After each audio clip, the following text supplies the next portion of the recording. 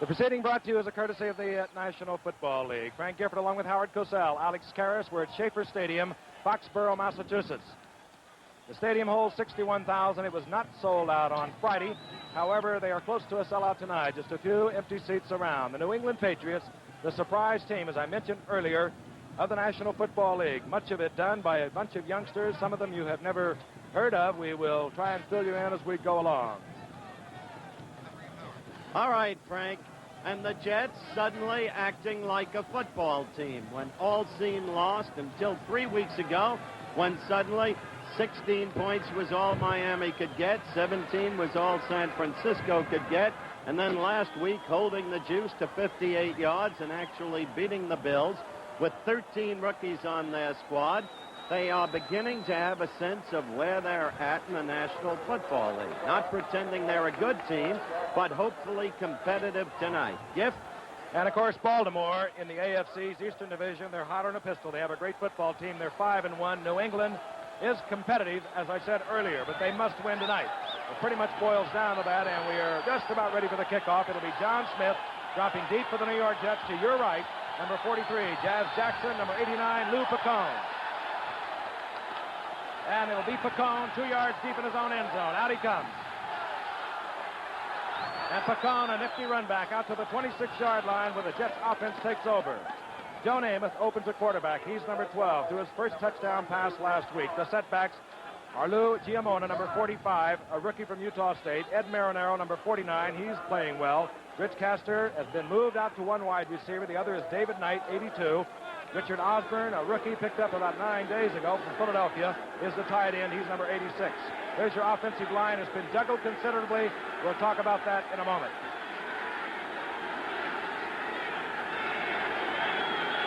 The New England Patriots in their 3-4 defense. Giamona over the right side, and he maybe slips through for a yard as that defensive unit of the New England Patriots moves in for the stop. Yeah, and you're going to watch tonight defensively for the Pats is that they're going to they usually run a three-man line, which means Tony McGee, Ray Hamilton, and Julius Adams. Now, this is pretty good, and I think sometimes it kind of gives the offense a kind of a look at a defense, different kind of defense. But as a rule, you can run against them if you run straight ahead, Frank.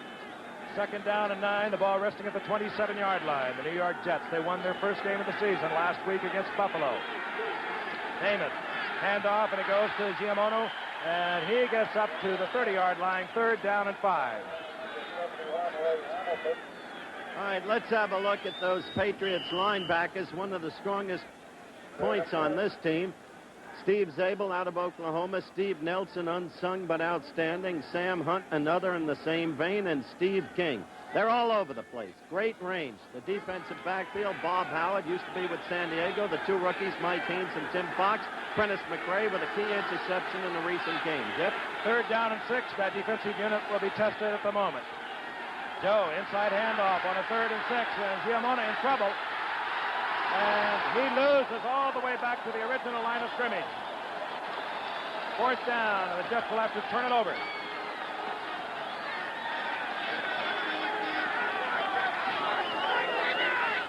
Dwayne Carroll will come in as we take a good look at Tim Fox, an outstanding rookie, and he's wondering what the league is all about. He's broken up his hand. He has a hip pointer. He's broken a wrist, but he still has a lot of potential. All right, Dwayne Carroll sets the punt for the Jets.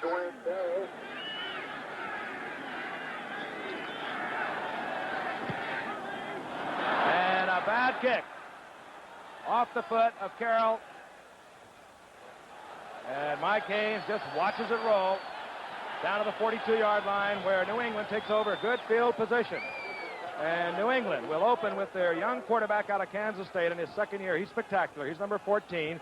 The running back, Andy Johnson, number 32. Number 39 is Sam Cunningham. He's the heart of their running game, and they have a good one. Randy Vataha makes his first start in several weeks. Coming back from a fractured cheek, he's number 18. The other wide receiver, Stingley, 84, the tight end. A potential great one is number 81, Russ Francis. They move from their own 41-yard line. And immediately Grogan wants to go to the air, and the screen pass goes out to the left.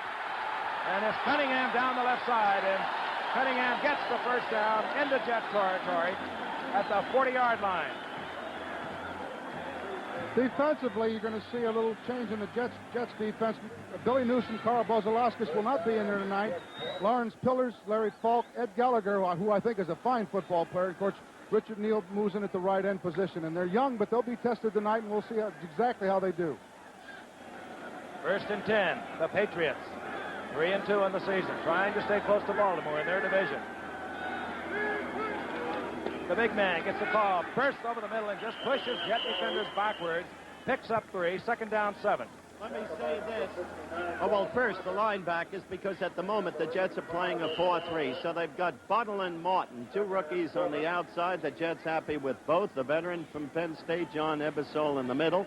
Buttle, of course, also from Penn State. The rookie Schaefer Suggs at one corner. Ed Taylor at another. Phil Wise at the strong safety. And Burgess Owens at the free safety. Gift. 2nd down 7. The ball at the 38-yard line of the New England Patriots. The motion man, Andy Johnson. Grogan fires to Johnson. A lot of room in front of Suggs. He gets the 1st down as Suggs laid way off of Andy Johnson. And Johnson goes down to the 25-yard line. 1st and 10, New England. Joe Willie Namath on the sidelines. We'll be hearing from him later because he made quite a statement this morning on Good Morning America. We want you all to hear it. Meantime, Andy Johnson took that pass. Up here they call him A.J. He's a fine running back. Had been a quarterback at Georgia. 1st and 10, the handoff. Inside, big man, Cunningham. Inside the 20 to the 19-yard line. Gain of 6. It'll be 2nd down and 4. Cunningham, as you know, Giff, is a kind of admixture of a Franco Harris and an O.J. Simpson. That's not to say he's as good as either one. It is to say he can blast straight ahead as you look at him there, and at the same time has a greater capacity, perhaps, for finding the hole and making moves than Harris, something like O.J. Simpson. It's been on the ground except for that one little pass to Andy Johnson. It's 2nd down and 4. Stingley in motion, inside handoff. Johnson, big hole to the 10-yard line. Stopped there by number 59, Bob Martin. Now you're seeing a fired-up Patriots team with an offensive line that's moving the Jets' defensive front completely out of there as you look at it again. Gaping hole for Andy Johnson, and there may not be a better offensive pair at the moment in the league than left guard John Hanna, 73, and left tackle Leon Gray, number 70, in the Patriots' offensive line. Gift on 1st down. Steve Burks, one of the messengers, bringing in the plays. This is Cunningham, and Cunningham booms around the corner and taken out of bounds inside the 5-yard line. They'll mark it at the 3. Frank, you know about big backs and the ability to turn a corner. Harris can do it. Riggins can do it. Cunningham can do it, maybe as well as anybody. A couple of years ago, when the Patriots got off to a big start, upsetting Minnesota and L.A., he busted a big one against the Rams. He had a great year going last year, over 800 yards when he broke his leg in the 10th game, and he came back stronger than ever this year. Sam Cunningham. Inside the 5, 2nd down. And Johnson pulls in. Touchdown, New England. And the New England Patriots wasted little time. Using one pass, they marched all the way down the field for the initial score with 9:34 remaining in the 1st quarter. I'll tell you something, Howard. They look pretty good to me. Where is that new Jets defense? Point is, Alex, they shifted, the Jets did, to a 3-4. And I haven't seen it in evidence tonight. That's what's supposed to have made their defense under the leadership of defensive coordinator Walt Michaels, who's a brilliant defensive coach. The extra point attempt, here's the gift. And John Smith pops it through, and New England leads the New York Jets 7-0. 7 plays they moved, 58 yards in 3 minutes and 16 seconds. We'll be right back. New England leading the New York Jets 7-0. Opening minutes of the 1st quarter. Set to kick off John Smith, deep, 43, Jazz Jackson, number 89, Lou Picone. Smith, high, taken there at the 5-yard line by Picone. And Picone with another fine run back, moving out over the 30-yard line. They'll mark it out around the 34-yard line, hit there by Fred Sturck. And let's go back and look at that touchdown of a moment ago Andy Johnson roaring in from 4 yards out, following the block of big number 73, John Hanna. He's one of the best guards in the business. There wasn't too much trickery there, right there, Howard. They just put their heads down, blocked real good, and the back ran in. There's no secret to that success. They're just knocking them over right now. Namath at quarterback. Giamona, 45. Marinaro, 49. Those are your setbacks. Namath, first attempt of the night. Going out to Giamona. He stumbles, falls. Gets about 5 yards out of it. Make it 6. It'll be second down and 4 out at the 40-yard line. Covered there by Mike Haynes, one of those rookie men back there. Under tight discipline by the coach, Alex. That's the way Namath's been throwing this year. Instead of risking with continuity the long bomb that inevitably produces the intercept. Well, I'm sure he has to think a lot about his injured knee, too, and he's going to try to throw a little quicker. And when you throw quicker, you have to throw shorter. Have a strange-looking set. It could be that Castor has moved out from the tight end. They have a youngster in there. Giamona gets the call, short of the first down, moving out to the 43-yard line, short by about maybe a half a yard, or rather, this was Ed Marinaro. Hit there by Julius Adams. In fairness to the Jets, they have sorely missed all year long another of their brilliant receivers, because that's one area where the Jets are first-rate in the receiver department. But Jerome Barkham has thus far been out for the whole season with a severely pulled hamstring. Yep. Short yardage, less than a yard. Ball at the Jets' 43-yard line. 47, 10. And moving offsides, left tackle Winston Hill, and it'll give me a chance to tell you that the Jets, because of an injury to their left tackle, Richard Woods, have had to juggle that lineup completely. Winston Hill ordinarily is a right tackle. He's over left tackle. The right guard, Hetz, has moved to right tackle. Two-year man has moved to center, and that's Fields. Austin is the right guard. Rasmussen, the left guard. Yeah, but the count is still the same, Frank. Ball start, offense. Offsides. Indeed it is. I don't know, Alex. You played line. I never did. Had better sense, I think. Well, I was always good up to the count of 4. Then I had trouble. Have to be a little tentative, though, at a different spot. Well, Winston Hill, together with Randy Rasmussen in that offensive line, are, of course, veterans of the July 12, 1969 Super Bowl victory over the Colts. Third down now and 6. New England up there showing a different front. Namath dumps it off, anticipating the blitz. It goes to Marinaro, and he's dumped back at the 30. Moving all the way back to the 25. It was Tony McGee who hustled in there, and he had a lot of help from his friends. Steve Zabel was there. Sam Hunt was there. So far, the Patriots have just been overwhelming the Jets. There's Sam Bam Cunningham. What a Rose Bowl game he had a few years back. 4 TDs against Ohio State, and he was a blocking back at USC. Learned it all from you, Gibbs. Same school. Dick Bedoin is dropping deep, number 27, as Leahy hits it for the Jets. Tripped up at the 42-yard line. So there's 7:17 remaining here in the first quarter, and we'll be returning to Foxborough in a moment. And it could very well be a bicentennial comeback for the Patriots. They traded Jim Plunkett to the 49ers.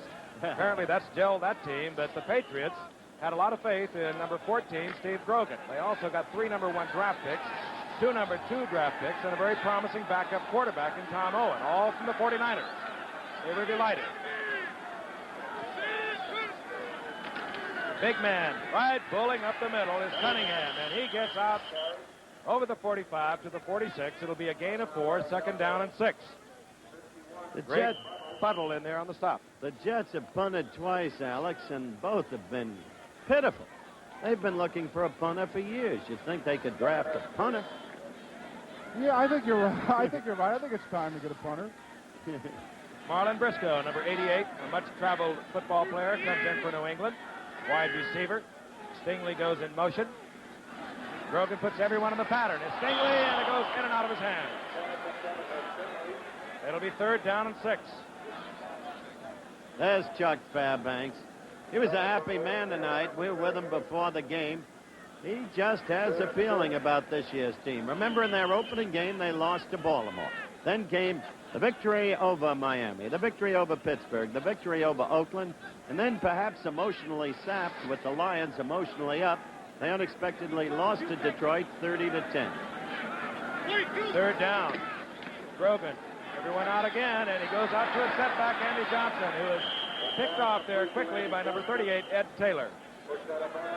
Short of the first down, right at midfield. I like the way that Grogan throws the ball. He throws it out there, and it's a little dangerous, but he zips it right out there to the sidelines, and that's what you have to do when you're hitting the sidelines.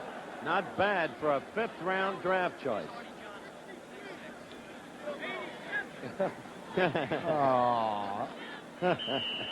Lou Holtz walking the sidelines. I thought that was Artie Johnson. I still think the best line ever was when Phil Islin, the owner of the Jets, announced that Lou Holtz told Mervyn Levine of Hollywood Lou Holtz was the new coach. And Mervyn Levine, referring back to the old comic, said, but he's 80 years old. Frank? Mike Patrick punts for New England. Angling for the sidelines.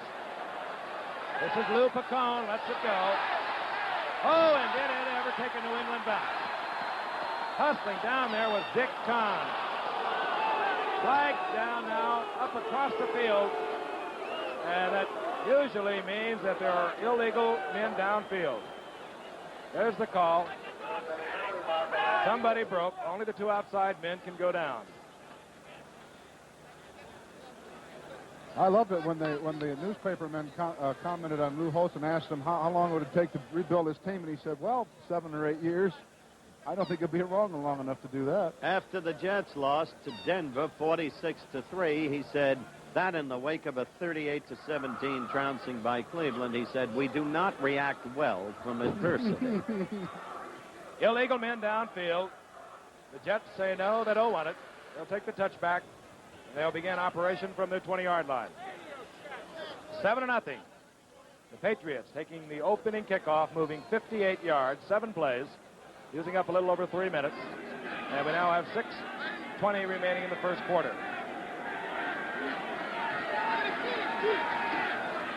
Namath with play action has the time. Fires out to Ed Marinaro. And Marinaro is up for the first down out to the 32-yard line. Now, that's one thing Marinaro can surely do, as he proved during his years with the Vikings. Tarkenton used to love to use him as a receiver. Excellent hands, unafraid, doesn't listen to the footsteps. One of his best qualities as a performer. Still upset over the fact that they gave the Heisman Trophy to Pat Sullivan of Auburn in his senior year when he thought he would get it.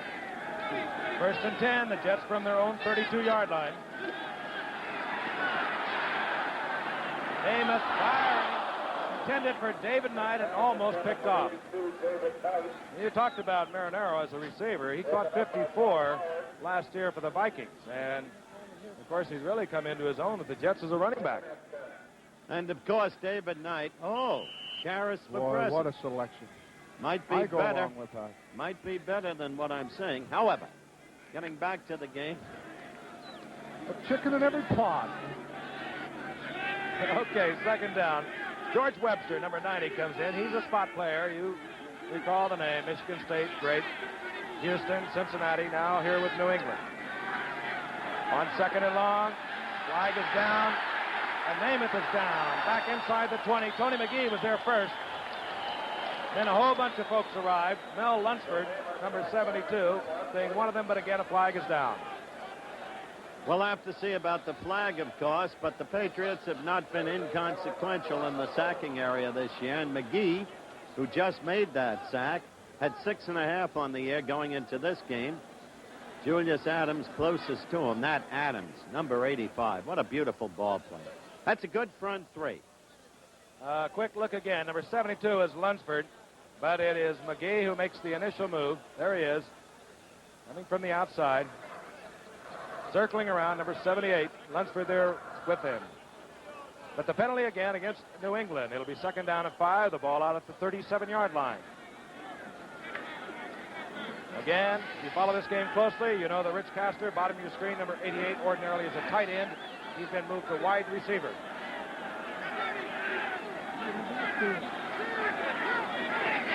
Namath. Castor, but he throws it short. Back there defending Mike Haynes.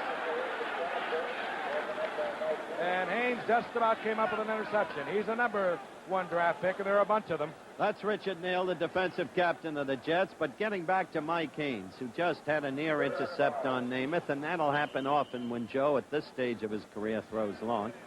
Mike Haynes is a brilliant prospect. He was the 6th pick in the draft, first round, right ahead of the Jets, who intended to pick Mike Haynes as their first pick.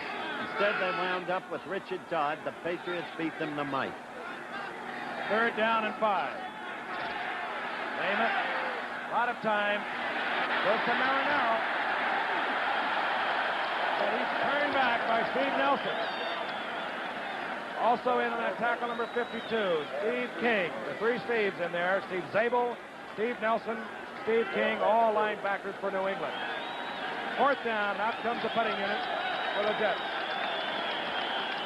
Dwayne Carroll, thus far, has hit for 30 and 31 yards. That's not professional kicking. Well, you break it down in inches, it's all right. Mike Haynes is the deep safety. This time Carroll collects it. This is Haynes. And Haynes gets back to the 25-yard line. Taken down there following a punt of 38 yards. We have 4:35 remaining here in the first quarter, and we'll be right back after this message.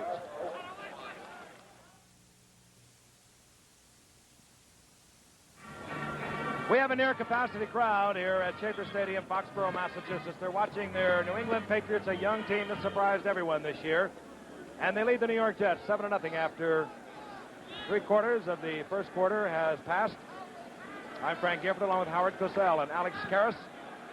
And we are watching a very exciting team, a team that defeated Miami. They beat Pittsburgh. They beat Oakland before they were tripped up last week by Detroit. 1st and 10, New England, their own 20. Quick toss goes out to Andy Johnson, right side, and look at him turn it on. Up close to a first down, he may have it. Now just a little bit short. Greg Buttle in there to make the stop, and it was Andy Johnson who took the ball in for New England for their lone touchdown from 4 yards out. He's a 3rd-year man out of Georgia. And he, along with Sam Cunningham, have been giving New England some fine running. They are number 1 in the AFC. Let's look at it again. And the guards in front of it aren't bad either. Sam Adams, 61. John Hanna, 73. 2nd and short. Goes to Johnson. Big hole. As New England just riddles this Jet defensive line. And he's out to the 41-yard line. 1st and 10, New England. Well, Howard, they're going right through them right now, and it's okay to run a 3-man line, but if that's the case, then you have to have linebackers that are very active that'll commit themselves. Now, they ran to the outside. The linebacker on the left side did not come up. He didn't commit himself to anything, didn't turn it in, and consequently, they're just running right over him right now. So the linebackers have to pick it up and get a little more active.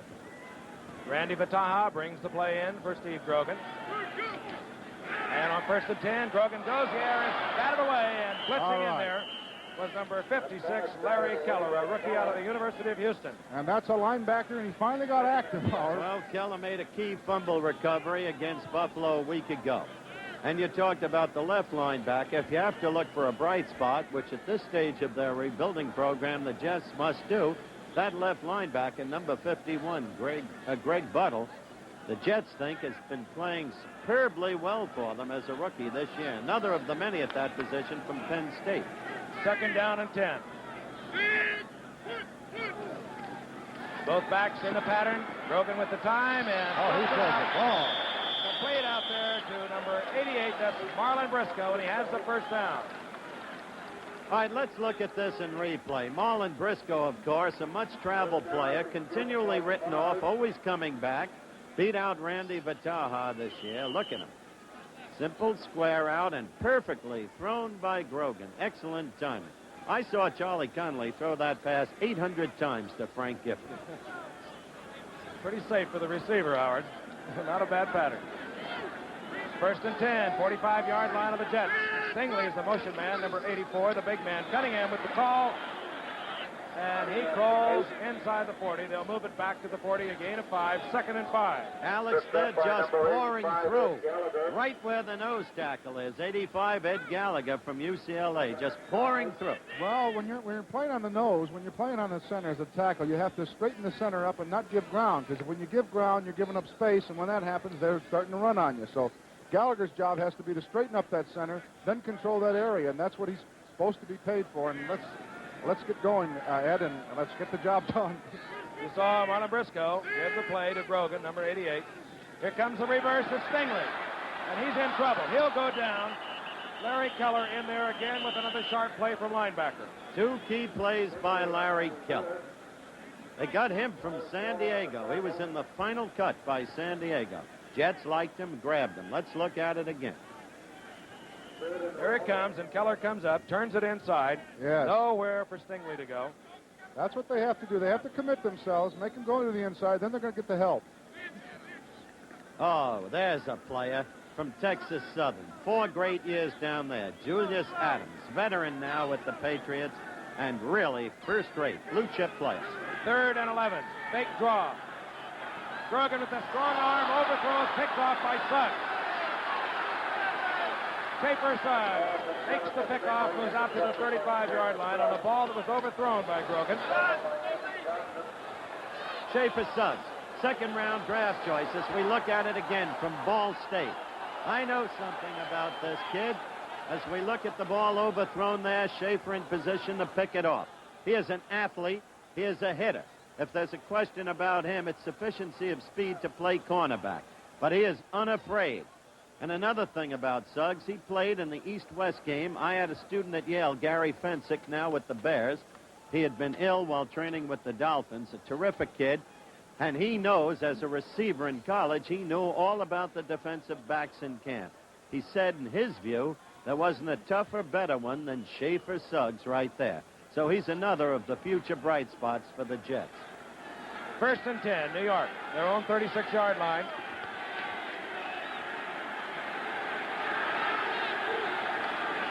Marinaro looks to the inside, and he runs right into Julius Adams.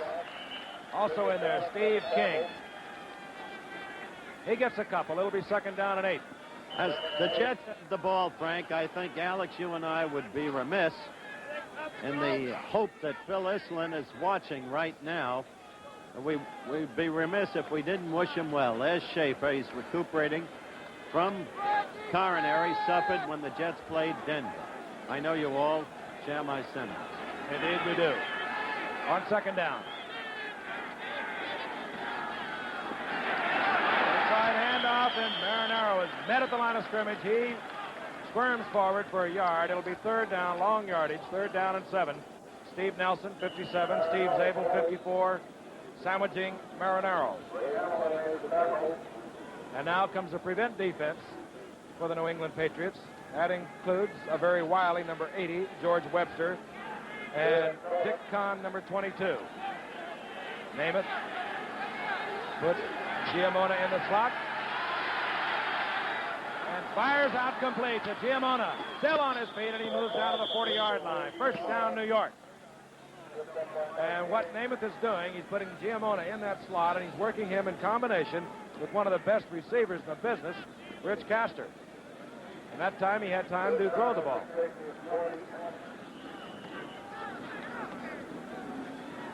Here it is. Watch Castor. And he's driving Mike Haynes deep. Underneath it is Giamona. And the completion, the 1st down at New England's 40-yard line. As time runs out of the 1st quarter. Good effort by Louis Giamona, a rookie from Utah State. And we'll be returning to Schaefer Stadium, Foxborough, Massachusetts, where the New England Patriots lead the Jets 7-0. Joe Namath has just passed to Lou Giamona for the 1st down at the Patriots' 40-yard line. The Jets' first penetration into New England territory. The Patriots leading the Jets 7-0 as we begin the 2nd quarter. Play action fake by Namath. A lot of time. He has a man open. And going to David Knight. Prentice McRae made a great recovery, as that ball just maybe could have been thrown a little bit further, but it was a good recovery by Prentice McRae. Look again, David Knight. Now, he is not all that fast, and that's probably why Joe did not like to hang it up there. His speed man is Jerome Barkham, number 83. He has a pulled hamstring. He's not in the ball game. He had to slow down just a little bit, and that made the difference. That's exactly the point, Frank. That ball was underthrown. Prentice McRae, meanwhile, has become very effective at his position. As I mentioned earlier, a key interception in an earlier game. 2nd down and 10. Draw play, Marinaro. Marinaro breaks tackles and he gets the first down inside the 30. Stopped there again by McRae. I must say, Marinaro, as a runner with the Jets, is getting more out of himself than I ever thought he had to give. He's not your most graceful runner, Frank. There's something, in fact, clumsy about the way he runs, but his determination is very great indeed, and he proved it right there, Alex. Well, I don't think he had a great chance to run up in Minnesota, and he's given a chance right now, and he's going to carry the ball 15, 20 times a ball game, and he likes it. He likes to run the ball. He was shaken up on that play, and he comes out of the ball game. We're going to hear the call now by the official. New England offside. It was refused because the Jets have the first down. Good effort by Marinaro coming up for the first down. There's Pat Leahy on the sidelines. And in comes Bob Gresham. He's only carried the ball 5 times this year. Came from Houston last year. You might recall his name from the Houston Oilers. The first down, 29-yard line of the Patriots. Draw play goes to Gresham, and he is instantly piled up. Maybe gets a yard out of it. Julius Adams is there. Lunsford is there. And Steve King, 52. And Alex, you know how valuable gang tackling can be, and this is what New England's doing.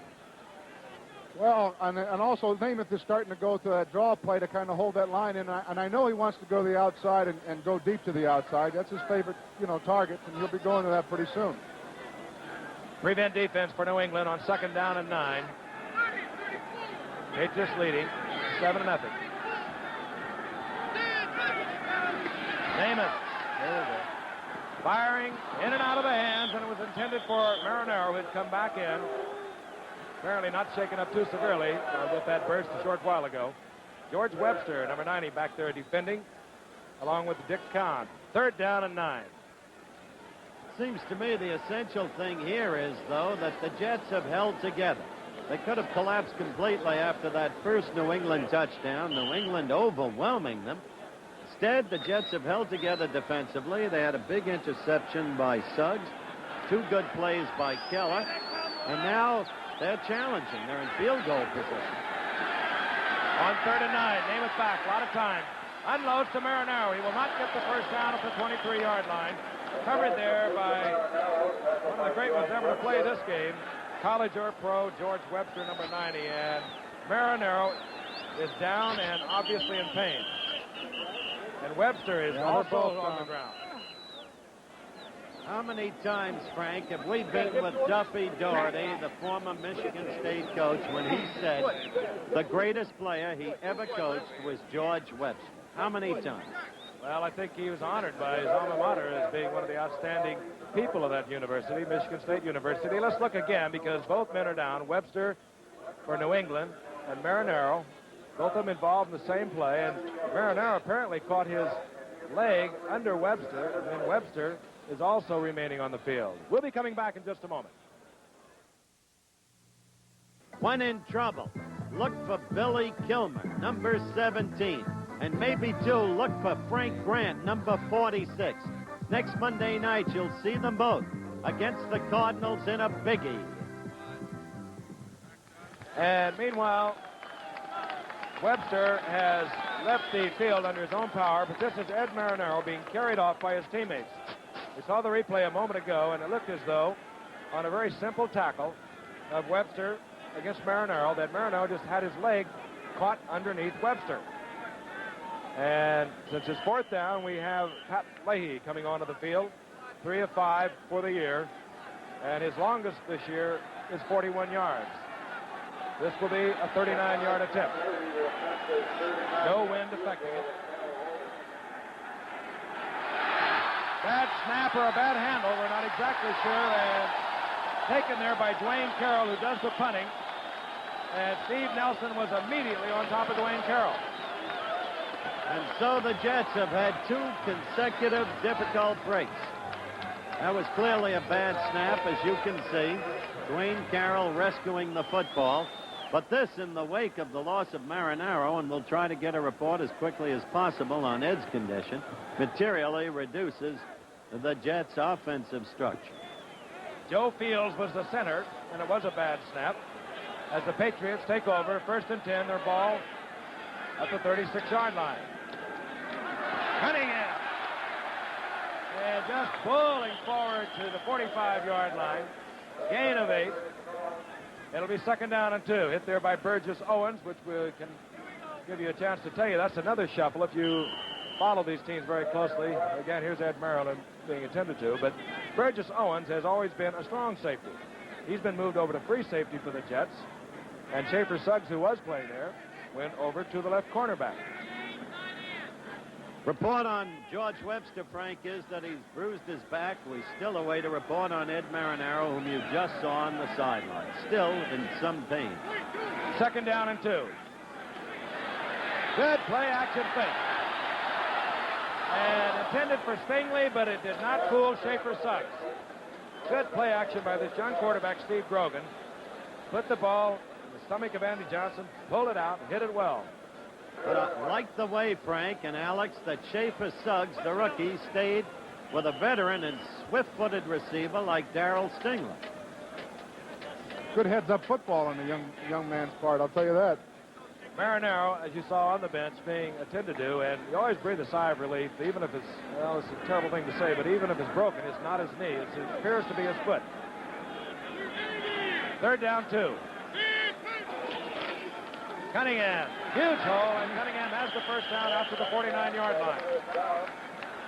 Big John Hanna, number 73. Sam Adams, number 61. Those are the guards. The centers, Bill Linkaitis. Bataha will approach number 14, the quarterback, giving him the play.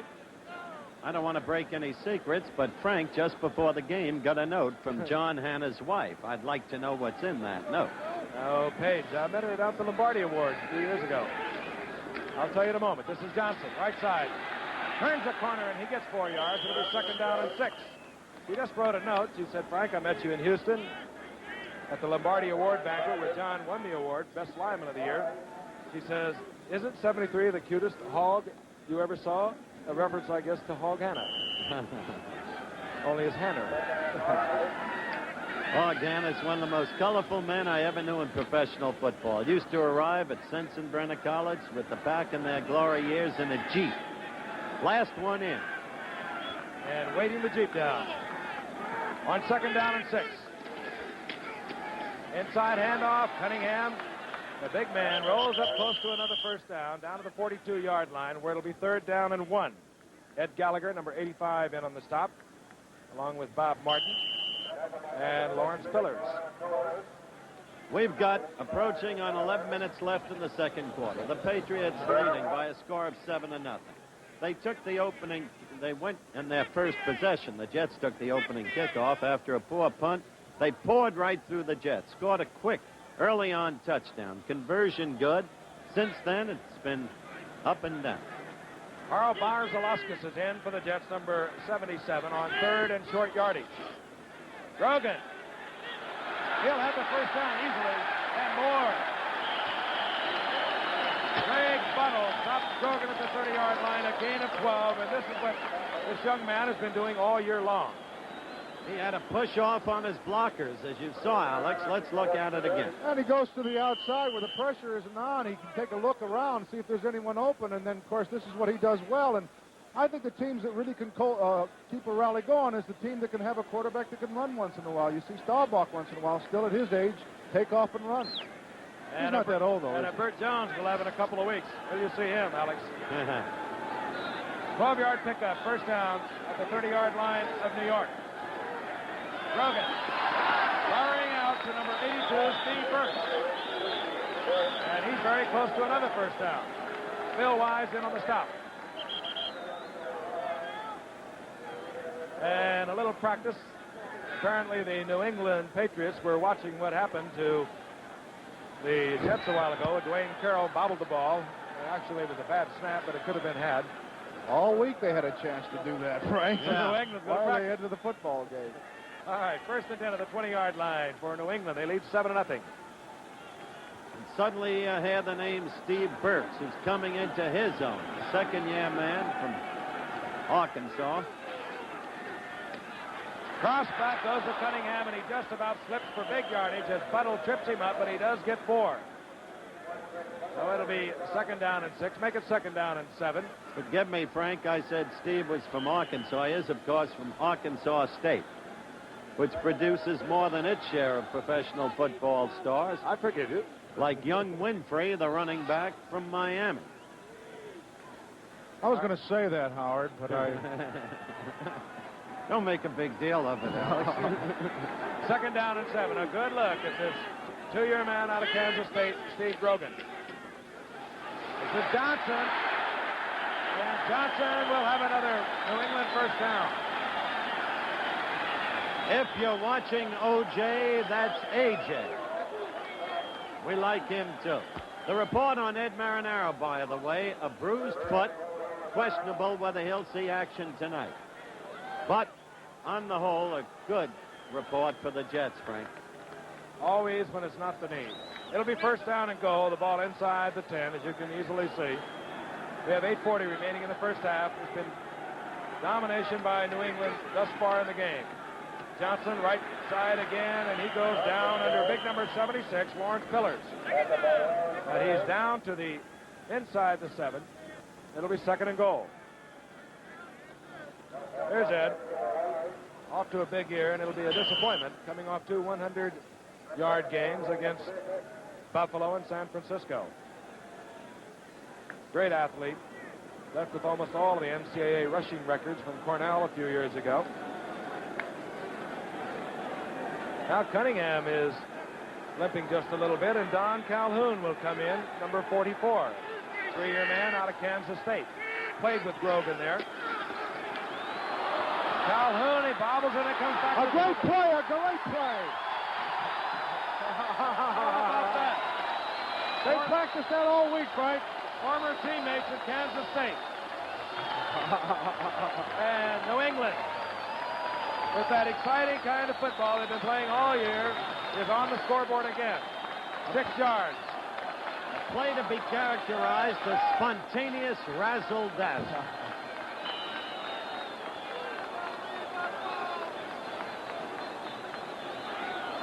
John Smith on for the conversion. Mike Patrick does the holding. The punter holding for the field goal man, just as the Jets do. It's good. And New England leads the New York Jets 14-0 with 7:46 remaining in the first half.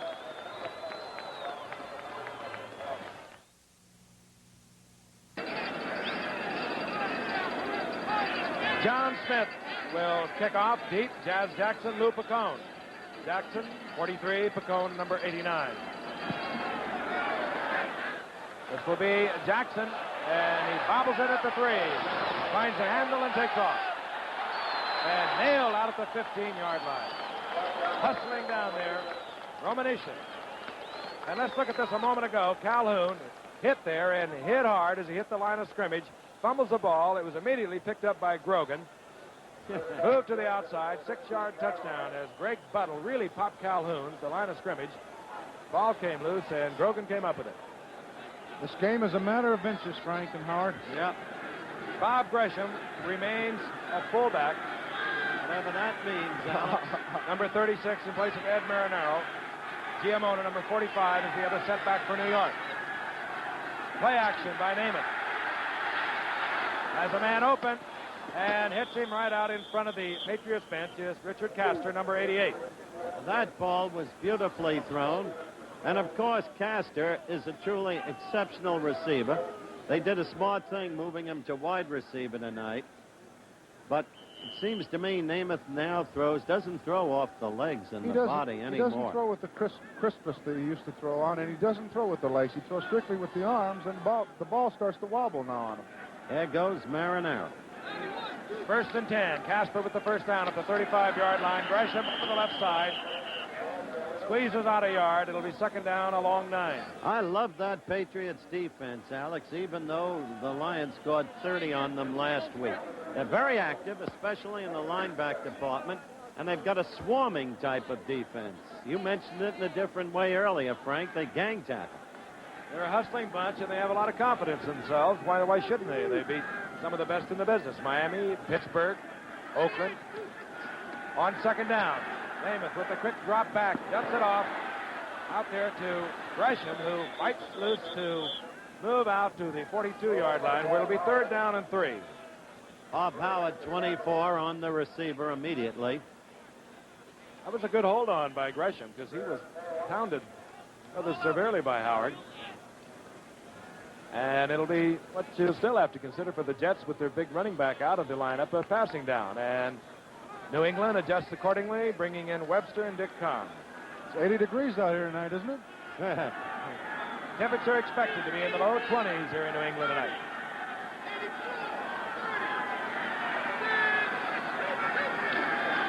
Gresham, inside handoff, and he's to midfield, has the first down. Good call. It's a trap call with New England in their prevent defense, anticipating pass. That used to be a great Jets call, Frank, in the days when they had Emerson Boozer, number 32, and Matt Snell, number 41. But those days were a long time ago. Ball resting just into New England territory, right at the 50-yard line. 17, F48.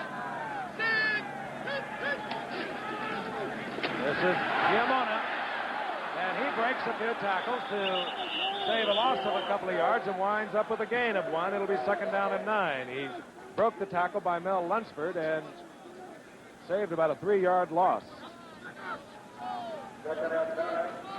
Here's number 72, Lunsford, doing a fine job getting over there, but he wasn't really quick enough to get to the outside to get the tackle, but he prevented him from going quite a distance because I think they had a little room outside. Steve Zabel and Sam Hunt. It's second down and 9. The ball resting at the 49 of the Patriots.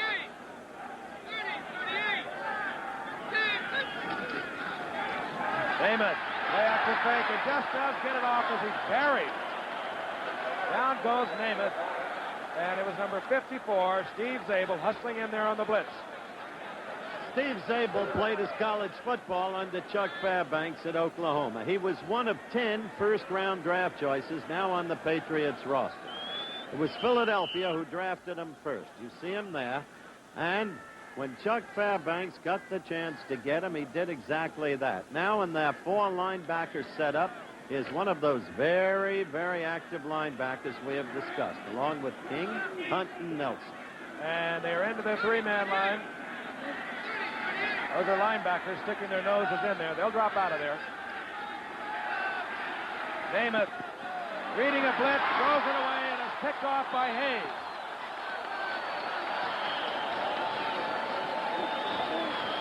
Or make it Fox. It was Tim Fox, another number 1 draft pick. The 3rd first-round draft pick. And I'll tell you, as I said earlier, this man has been shaken up all season long, had a broken wrist, a hip pointer, is playing hurt tonight, and just came up with the interception. We'll be right back. That's the story here at Foxborough. The New England Patriots leading the Jets 14-0. 4:39 remaining in the first half. A moment ago, Joe Namath reading a blitz, came with the automatic, tried to hit Castro on a man-to-man situation, and it was picked off by one of the rookie stars for this New England team, Tim Fox. New England, 1st and 10, their own 43-yard line. Sam Cunningham rolling up close to midfield, out to the 48-yard line, where it'll be second down and 5. And let's look at it again. Namath was reading blitz. He didn't get it. And he just laid it up under pressure. The free safety man was not up close.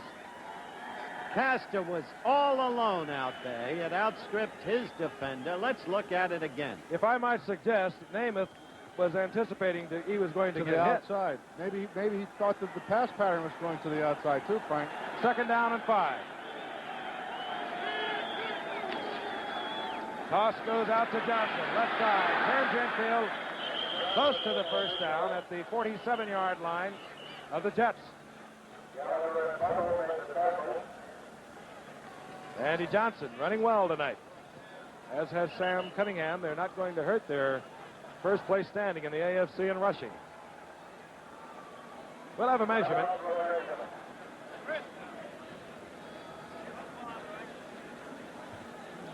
They're 3 inches off, Frank, approximately. That'll give us an opportunity to tell you first that they did not make the first down. It'll be third down that much. And also that Saturday, NCAA college football, and it's a beauty. Missouri goes against Nebraska. Missouri 4-2, but they've beaten some of the best in the country. Ohio State, USC, Nebraska undefeated. They have one tie that mars their record. That's this Saturday, NCAA college football. Nebraska really rolled it up last week. That tie was against LSU. That's Winston Hill, the veteran of the Jets Super Bowl championship team. And Missouri, they're unfathomable. They lost to Iowa State last Saturday after routing USC and beating Ohio State. And Grogan takes it for the first down on his own. Down close to the 45-yard line.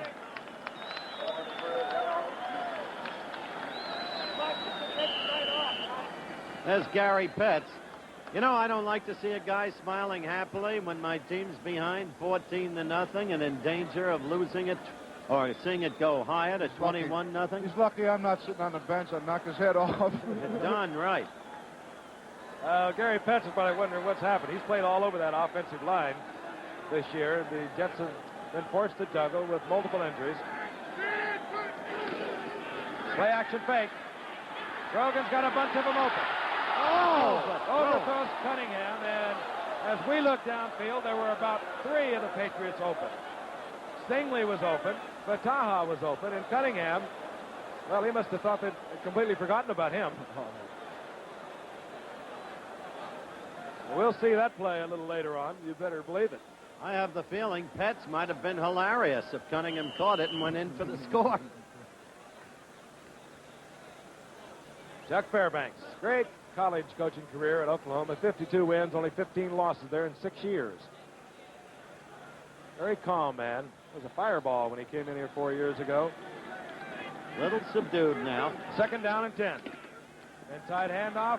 Cunningham likes the way this man runs. He gets every inch out of it. Oh, yeah. He gets inches and inches and inches. Bob Martin tripped him up, the rookie from Nebraska. And it'll be third down and 5. Me, I want more quarterbacks who can run like A.J. 14-0, the Patriots in pursuit of the Baltimore Colts. The Colts, of course, leading the AFC's Eastern Division. They've won 5, they've lost 1.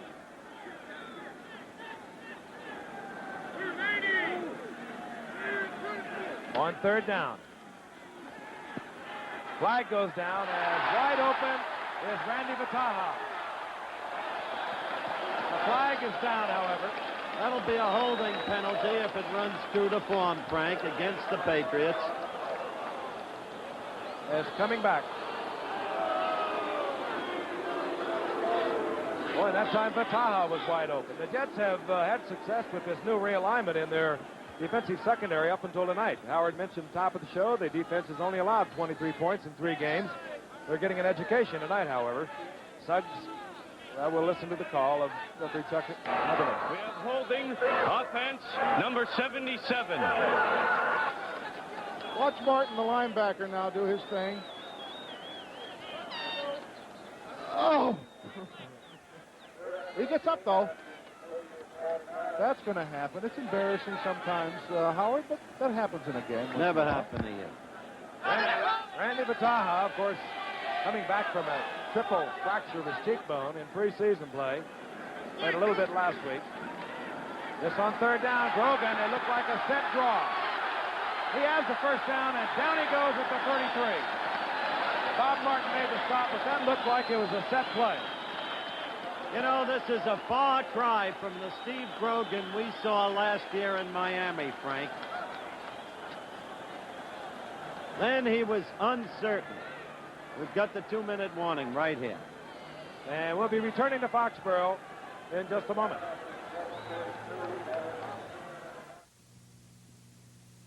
Are you?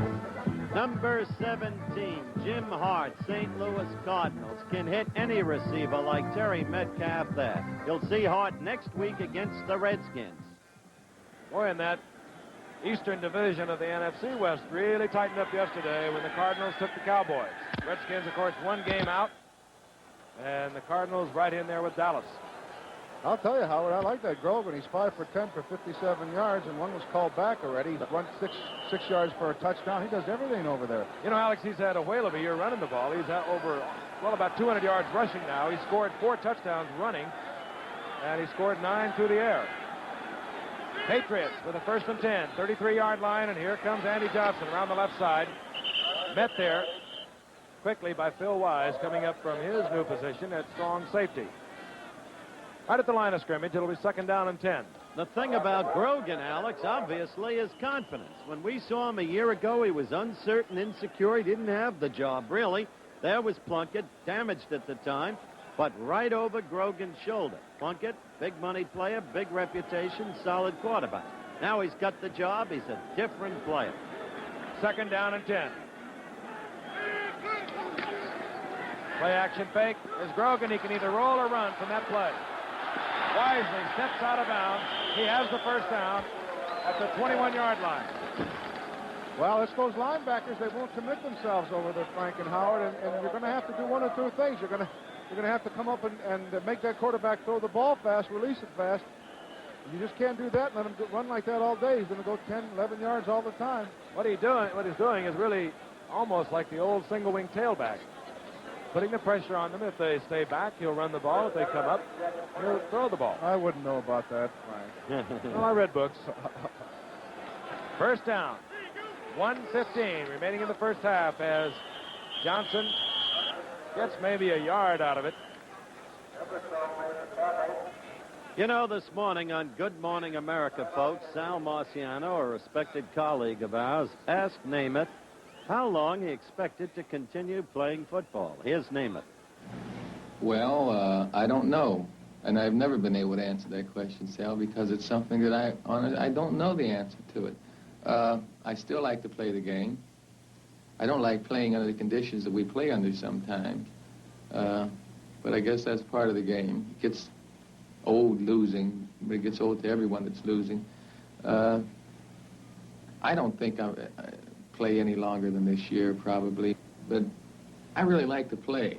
And it's amazing how much better I feel sometimes when I go around the locker room and see Jerome Barkham screaming and yelling and smiling. It just makes me feel good. And Castor, the guys that you play football with, that you work together, they're the highlight of it.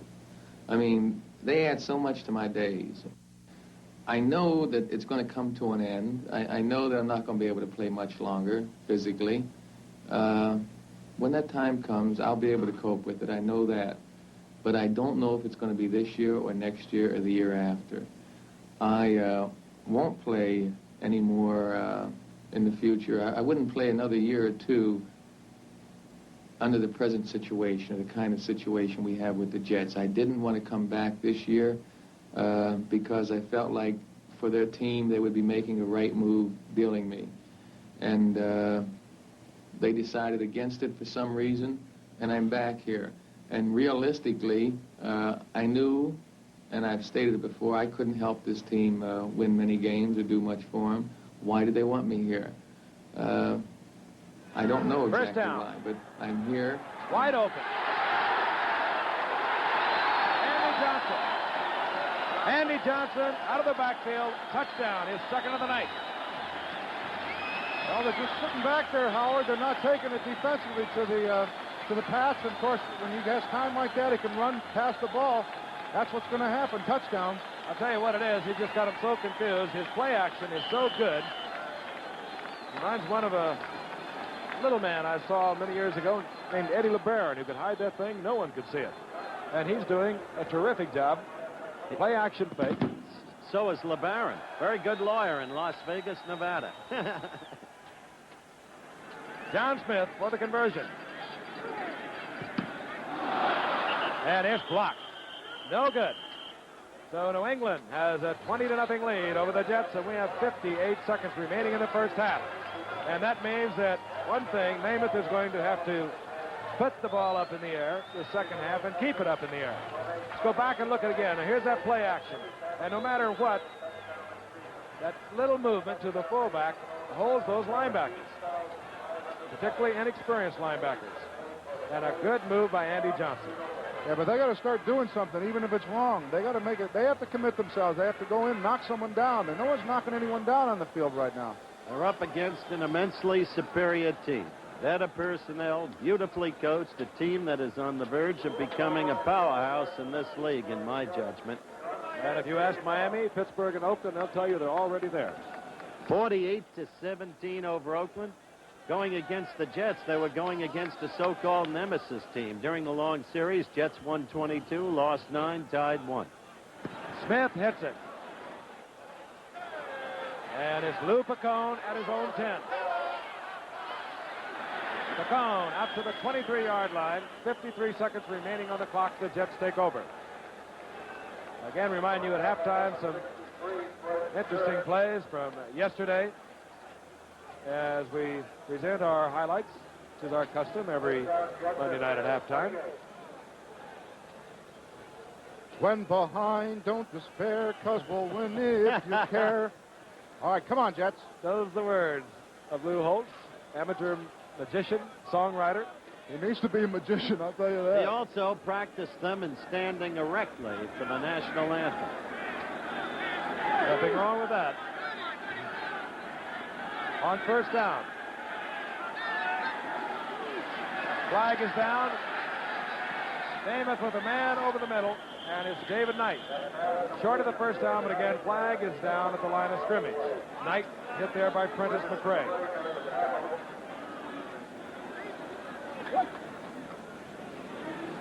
Illegal procedure goes against the Jets.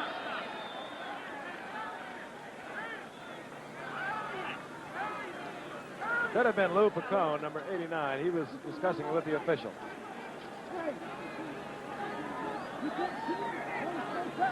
Interestingly, Alex, New England in the second quarter has had but 2 possessions, 2 touchdowns, total of 22 plays. It was Lou Picone. So it'll be first down and 15, and I would not be surprised if Joe will just be a little careful with it at this point. 47 seconds remaining in the first half. No, he goes into his passing offense.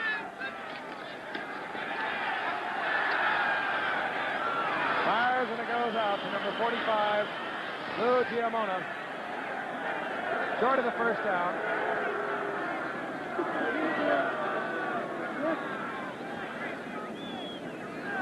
Giamona out to the 35-yard line.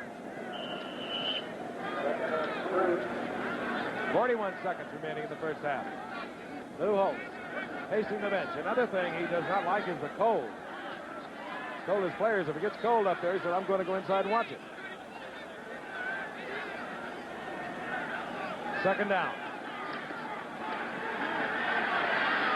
Again, Knight wide open over the middle, and another flag goes down. Knight has the first down with 33 seconds remaining in the half, but a flag is down. Holding against New York.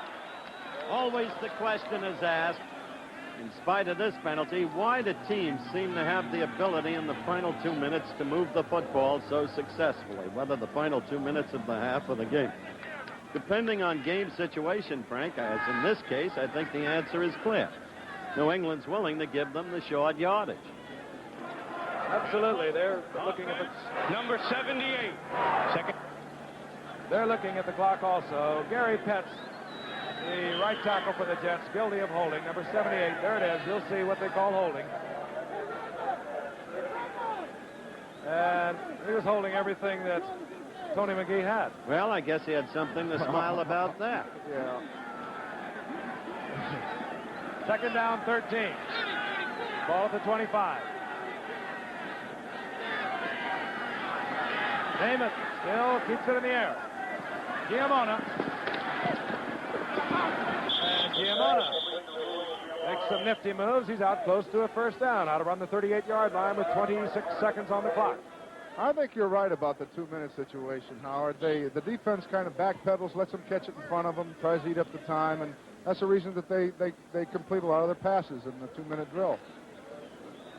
Of course, it backfires once in a while, too. We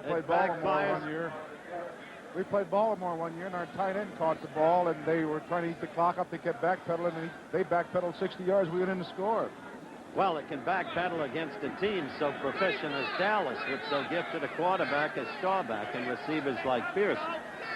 Third down, short yardage.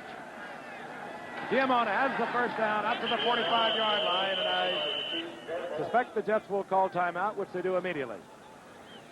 So Namath, who was not willing to let the clock run out with 58 seconds, moves over to have a chit-chat with head coach Lou Holtz. The Patriots leading the Jets 20-0. An explosive first half for these young New Englanders. And with an apparent rout underway, it already verges on being that. One would expect that we might see something of the young other quarterback from Alabama in the second half, Frank, Richard Todd, #1 draft choice of the Jets this year. Well, I would stay with this man. He has not been having that kind of bad night. It's the Jets' defense that has hurt them tonight. New England just moving up and down the field.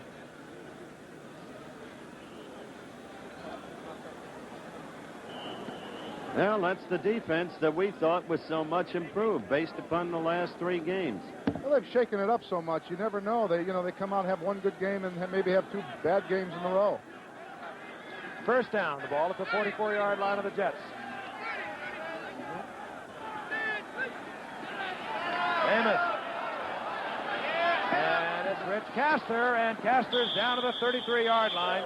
Ball ripped loose, but it's ruled dead right there. Namath took quite a shot, and Namath is up and limping. No, it's ruled incomplete. And Namath is limping. He took quite a blow as he released the ball. He had a badly strained calf last week, went out at halftime in the Buffalo game. That pass ruled incomplete. And when it looked like Castor had dug it out. Let's take a watch at Tony McGee.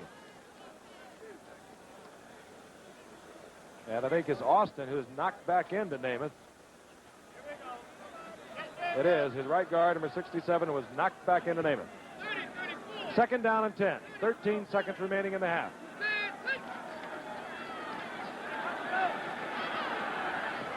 And it goes to Gresham. Gresham sprinting towards the sidelines, out of bounds at the 48-yard line, short of the first down, which means very little at this point with 6 seconds remaining in the half. Well, going back to number 12, Joe Willie Namath. You have to respect the man. He's got unending courage, has played under conditions where most would not. He has been one of the best quarterbacks, as Frank said, of all time. There can be no loss of respect, only maybe even a building of it in this tough time for him. Third down. Only thing he could possibly think of is the bomb. And there it is. And everyone is back there with Knight. The flag is down at the line of scrimmage, and it's picked off back there. But again, a flag is down. It was Dick Kahn, number 22. Time has run out here in the first half. Offsides. And the first half cannot end on a defensive penalty. Namath still favoring what appears to be his right leg, and that is the problem he had last week. He has had 5 knee operations. He's had an incredible amount of trouble with a pulled hamstring that he sustained water skiing a couple of years ago, and last week he suffered a strained right calf. Here's the call. We have the left defensive end offside. There will be one more down, untimed. An untimed down because a period cannot end on a defensive penalty.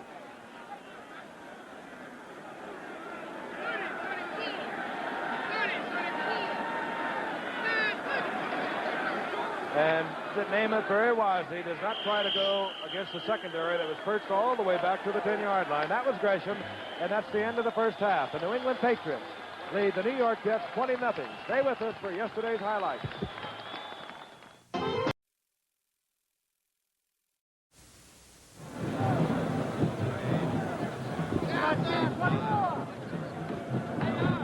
And our very best to NASC, whoever NASC is. National Association.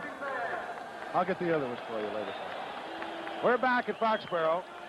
Steve Grogan, who had a whale of a first half for the New England Patriots. He has fired up this football team on the spot with the trade of Jim Plunkett to San Francisco. He has come through like an all-pro, and he may be headed in that direction. That's what he's done tonight, 5 of 10, but it does not say all of what he's done. He's ran the ball well. Meanwhile, his counterpart, Joe Namath, having his problems, not so much his problems, the fact that a defense that had played well for the past 3 weeks has been performing poorly here tonight. And you never know whether the defense is playing badly or whether or not the offense is just that good. And I have a feeling that it could have a little bit of both. That's what you call hedging. Yeah, I was going to say that. Right there, the statistics bespeak the importance of this particular contest, at least from the point of view of New England. They must win it to stay just a game behind Baltimore in the Eastern Division of the AFC. They honestly believe they can beat Baltimore in the return contest. Why not? After you've beaten the likes of Oakland, Pittsburgh, and Miami. Miami is a better team than its 2-4 record suggests. Buffalo is floundering and now has a new coach, and Jim Ringo, one of the old Packers who Frank used to play against. And the Jets' record speaks for itself. Jets have a long period of rebuilding ahead of them. But the Patriots team has been rebuilt. As they've demonstrated in the first half, they are young. They're enthusiastic, they're exciting, and Steve Grogan is one of the most exciting young quarterbacks we have seen in a long, long time. Built like Greg Landry, but apparently with much more ability. Although I must say in his early years, Greg used to run much like Grogan does now. And we'll have another one in a couple of weeks coming up. Of course, it'll be St. Louis and Washington in the Eastern Division of the NFC next week. Then in 2 weeks, we'll be looking at Burt Jones. And deep for New England is Jess Phillips, number 35. Pat Leahy will kick off for New York. I'm sure they've talked to that Jet defense, and they're going to come out roaring in the second half. They have to. They have to stop Grogan. Leahy. And is Phillips the 2-yard line. And Phillips is met hard at the 25. It was Mike Hennigan getting down there quickly. And let's meet the New England offense. Let them introduce themselves. Steve Grogan, quarterback, Ottawa, Kansas. Andy Johnson, running back, Athens, Georgia. Sam Cunningham, running back, Santa Barbara, California. Marlon Briscoe, wide receiver, Omaha, Nebraska. Darryl Stingley, wide receiver, Chicago, Illinois. Russ Francis, tight end, Kailua, Oahu. There they are. They take over 1st and 10, their own 26-yard line. The motion man, Stingley. The toss goes to Cunningham. Left side, flag down as Cunningham collects 4 yards. But again, a flag down at the line of scrimmage. Interesting point of observation, gentlemen. New England rode to that 20 points in the first half without any apparent use of the great tight end, Russ Francis. Earlier in the season, Frank, you'll remember I said I thought, well, let's watch the face-off of the penalty and hear the announcement. Our referee tonight, Chuck Heberling, doing a fine job. There's the walk-off. It's one of your biggies. And holding offense number 70. The call, Leon Gray, the left tackle for the New England Patriots. Offensive line, Bill Enkaitis is at center, 67. The guards, and they're good ones. Number 73, John Hanna. Number 61, Sam Adams. Gray at left tackle. McKay at right tackle, 66. Randy Bataha alternates with wide receivers. He's number 18. He brings in the play of 2nd down and 20. Or rather, 1st down and 20. And the end around, Russ Francis. There he goes. And Francis corralled out there at the 24-yard line. And let's let the defensive unit of the Jets introduce themselves. Lawrence Phillips, defensive end, Hayden Nurse, Mississippi. Larry Falk, defensive tackle, Cincinnati, Ohio. Ed Gallagher, defensive lineman, Hayward, California. Richard Neal, defensive end, New Orleans, Louisiana. And there they are. It's 2nd down and 12 for New England. They have a 20-0 lead. Most of it coming through the efforts of this man, young Steve Grogan out of Kansas State.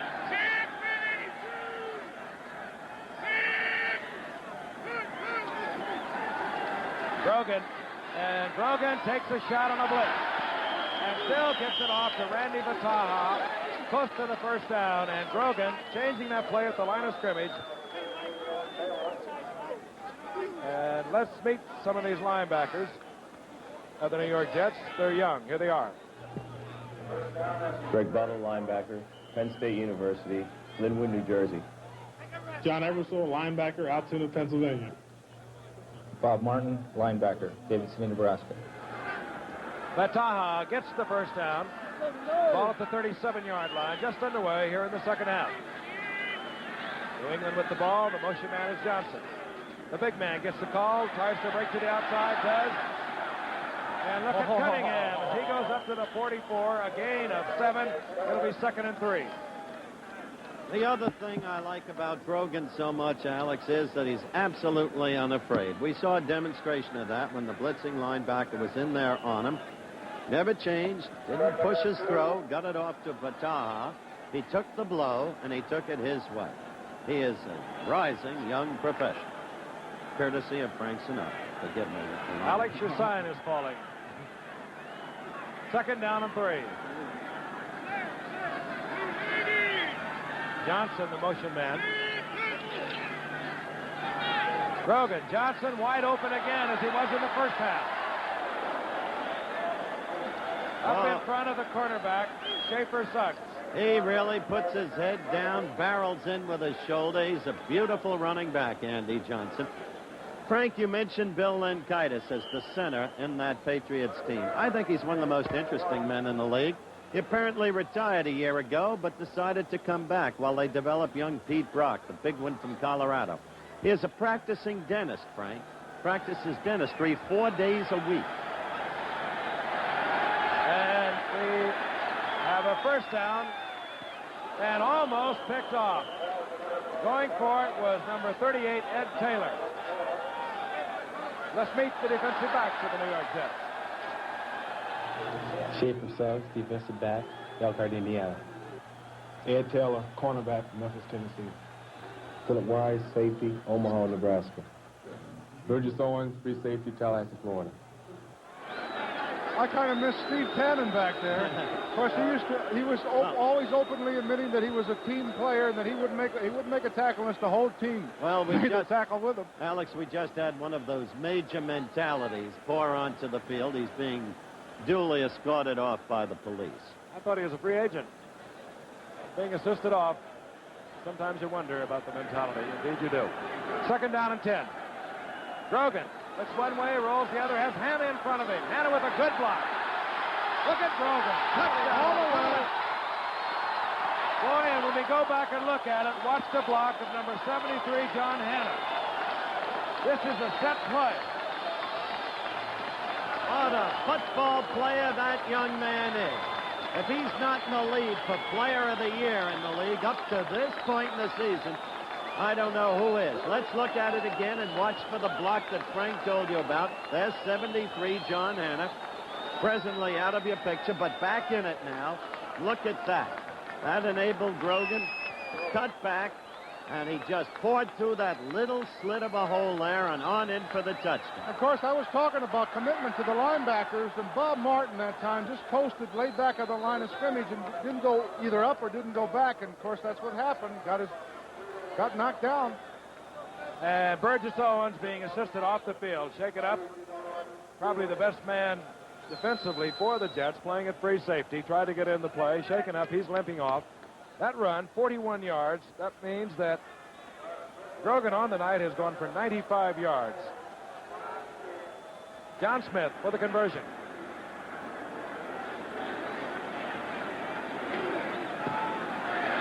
Drills it. This time it's not blocked. 27-0. The New England Patriots over the New York Jets. And let's look at it again, because this is the new breed of quarterbacks in the National Football League. They can throw the ball. They run a ball club with authority. and they can do this. They're mobile, they can run. Now, this was a set play. Grogan with the quick look to the right, throws the defense. Hanna got in front of it, number 73. Number 70 is Leon Gray. Grogan, as he was at Kansas State, a fine runner, cuts back, 41 yards, touchdown. I just add, Frank, that I suggested at the very top of the telecast as action began and the Patriots moved in for their first score, it is possible that 73 Hanna and 70 Gray are as good an offensive line tandem as we currently have in the league. And when I talk about Grogan, I say up to this point, recognizing the brilliance of his performance, I also recognize the brilliance of number 7, Burt Jones of the Colts, whom we'll be seeing in 2 weeks against Houston.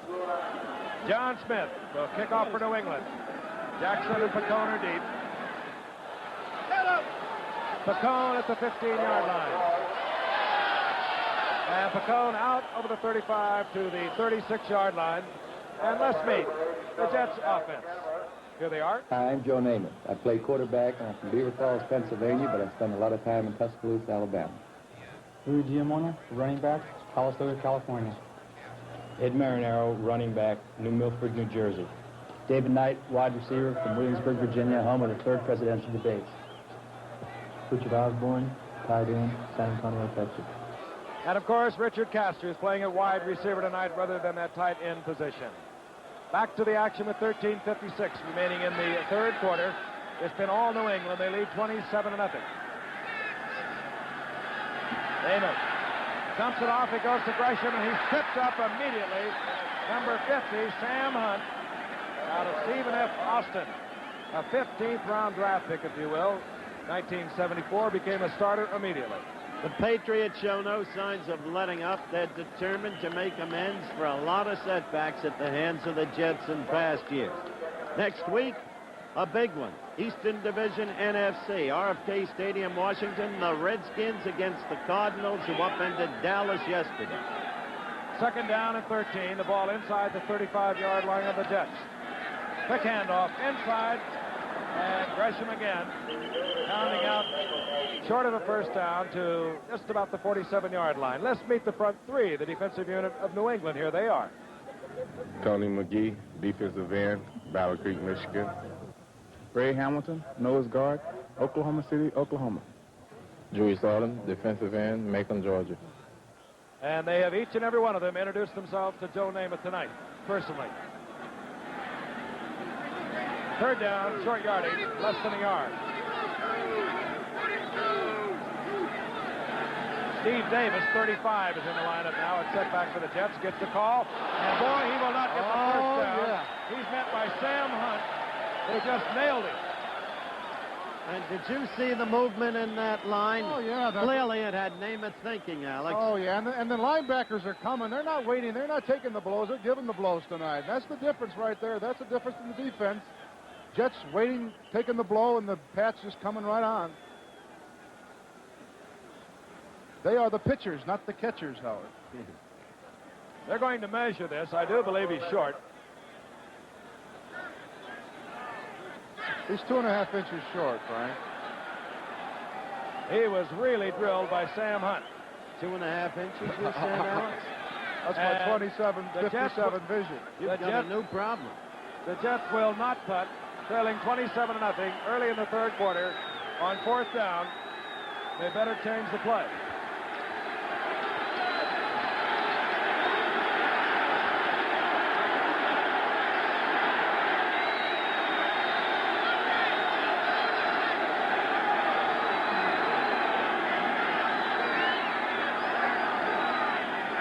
Davis, right side, big hole, breaks the tackle inside of Patriot territory at the 47. First down, New York. Well, give Lou Holtz credit for that. Steve Davis has had one major problem this year. He's had a hard time holding on to the ball. He's fumbled 5 times. 3 times against Miami, twice last week against Buffalo. And when that starts to happen to a back, you'll see him start to really put the clutch on it. They have more of your lame heads on the field. That's the delay at the moment.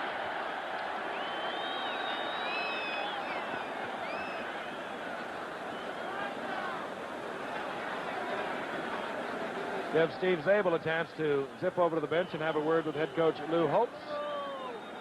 Underway again, 1st and 10. Ball at the 47-yard line of New England. Namath, play action.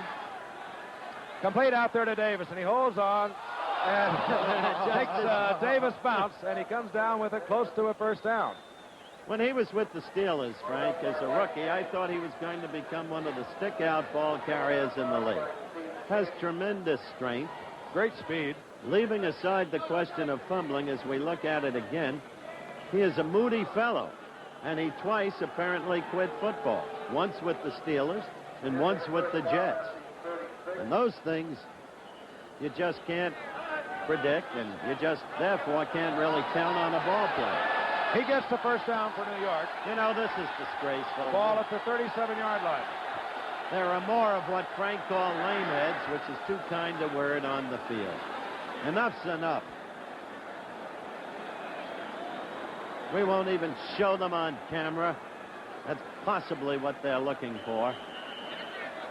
But they're enough to make you wonder about the sports syndrome. Well, let's don't blame it on sports. No, I'm talking about the syndrome related thereto. Let's blame, it's a philosophical makes you matter. wonder about the syndrome, huh? Richard Osborne has split out now as a wide receiver. He's been playing tight end. On 1st down, flag goes. Namath pumps as he once again attracted the attention of a blitzing linebacker, Steve Zabel.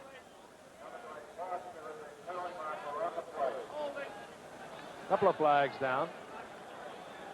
One illegal procedure preliminary indication.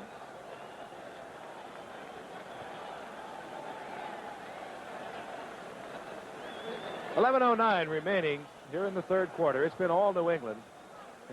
Pretty much an all Steve Grogan show. Let's listen to the call. Illegal motion, offense, number 88. Refused. Call goes against Rich Castor.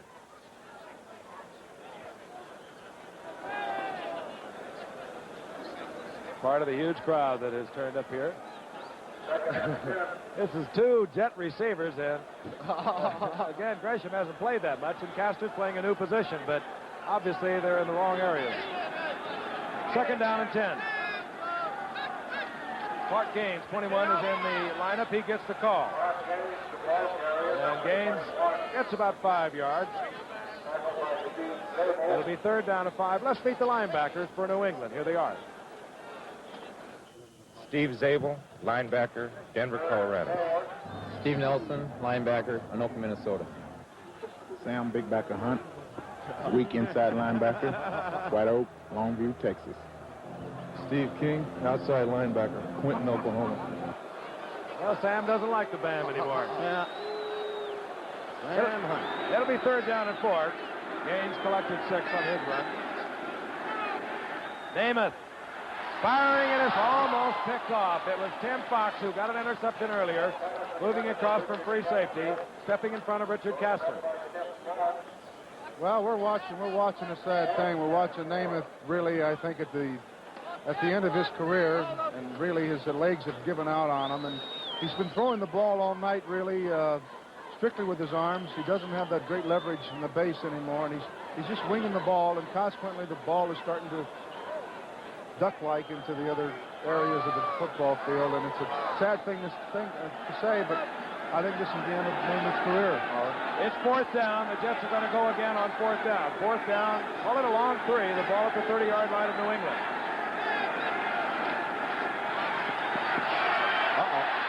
And he unloads it, and it goes to Gaines. Gaines has the 1st down inside the 25, and Namath got popped again. He really did. I don't know how he keeps getting up. He's limping now in the left leg. You see it? Courage is the word for that man. He was really riffled out in San Francisco. He was sacked out there 5 times. Of course, that was not unexpected because we saw San Francisco do a job on L.A. last week. 10 times against James Harris, who's now out of action. In the highlights, you saw Pat Hayden taking over for him, leading the Rams to that 2012 victory over the Bears. By the way, they got a cornerback named Monty Jackson, second-year man from San Diego State, who had 3 interceptions yesterday, Frank. 6 on the year. He's already tied the team record for interceptions. We have 9:54 remaining here in the third quarter. Game being held up again by some interesting folks up here in New England. Johnson got on the scoreboard for New England first, going in from 3 yards out. Grogan then recovered a Calhoun fumble, went in from 6 yards out to make it 14-0. Johnson had a 10-yard touchdown pass from Grogan, make it 20-0. Grogan went in on a 41-yard run to make it 27-zip. That's been the scoring. The game has been all New England. On first down, Namath up in the air again. And this time back there defending another rookie, Mike Haynes, against Rich Castor. Oh, can that Mike Haynes run, by the way. We haven't had the opportunity to see him bust one tonight on a kick run, but he did that. He showed his wares early in the preseason. NCAA college football coming up this Saturday, Missouri and Nebraska. They don't necessarily like each other. Missouri, 4-2 record. Nebraska, undefeated, 5-0-1 thus far. Missouri, you might recall, the people who pulled off the upset against Ohio State, against USC. This Saturday, NCAA college football. Second down and 10. Namath throws it up on the blitz, and a flag is down. Intended for Dave Knight, but the Patriots are trying to confuse a line that is already confused by position, because the Jets have been forced to move their guards to tackles, or one tackle to center, and this is the result of it. Well, they're shooting defensive backs and linebackers and everybody now, and I think that's what they should have done to Grogan. They should have made him commit himself, either throw the ball fast or run the ball, and they didn't do that. They laid back, and you can't do that against a quarterback that can run and pass. I think you're exactly right. And he's telling the rest of the guys, he said, they should have done that to me. In the last play, you saw Prentice McRae, number 34, blitzing. The Lions went after Grogan the last game, and they were very successful. Second down and 5. The ball inside the 20th and 19. Offside penalty against New England. Namath has a man open. And going for Steve Davis, and hustling back there was Tim Fox. And I like these two rookies. Mike Haynes out of Arizona State, a first-round draft pick. Tim Fox, a rookie out of Ohio State, another first-round draft pick. Well, you've emphasized Tim Fox's difficulties earlier on, Frank. This kid playing with a hip pointer. This a kid playing with sprained knee ligaments. This a kid playing with a broken bone in his hand and a cast on his hand. And still he's out there and he's giving nothing away. So courage is the word, too, for Tim Fox. Third down. Namath flips it out. Richard Osborne has the ball. He's close to the first down. I believe he has it. The rookie from Texas A&M, a 9th-round draft pick by Philadelphia that came to the Jets about 10 days ago. First down, and the Jets have been forced to use fourth down plays twice to keep this drive moving. But it's the first sustained drive they've really had in this football game.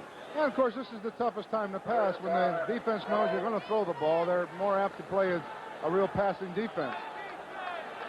First and 10, the ball at the 12-yard line. Namath flooding his backs, and he finds Gaines, and Gaines finds the end zone. Clark Gaines scores on a Namath touchdown pass, and one thing you got to admire Namath for is he hits the rookie from Wake Forest for the 6 points. He's been hit all night long, and he still puts his backs in the pattern. He could keep him in there to protect him, but he has not done that tonight. That's an excellent point. It's absolutely true, and again, a manifestation, as you said, of this guy's courage. I don't think anyone's ever questioned it. I like to watch him play. He's thrilled us on Monday nights. The Jets have never won on Monday night, but he has given us some great thrills. Remember that game against Oakland that wound up the season? Pat Leahy makes it 7 for the Jets. They trail the New England Patriots 27-7, and we'll be returning to Foxborough in just a moment. Frank Gifford along with Howard Cosell and Alex Karras. We've been watching a very strong New England team. New York just getting on the scoreboard. Joe Namath with a touchdown pass to Clark Gaines. Leahy hits it for the Jets. Jess Phillips And Phillips breaks one tackle and gets out over the 30-yard line to the 32. I love to watch him run, Howard. Yeah, I don't understand why he's traveled so much. Let's look at that touchdown pass again by Joe. The play action there, the 35, and then hitting the rookie from Wake Forest, Clark Gaines, who pulls his way in for the touchdown. So that made our score 27-7. Looking at it again, another angle. Nicely thrown there, Alex. He can still pick you apart as long as he can throw the short one, but he can't throw that long with any consistency anymore. On first down, Cunningham gets a call and moves out over the 35 to the 38-yard line. It's a gain of 6. It'll be second down and 4, hit there by John Ebersole, number 55. There's Dell on the sidelines. Had a troubled year. He's been banged around pretty good.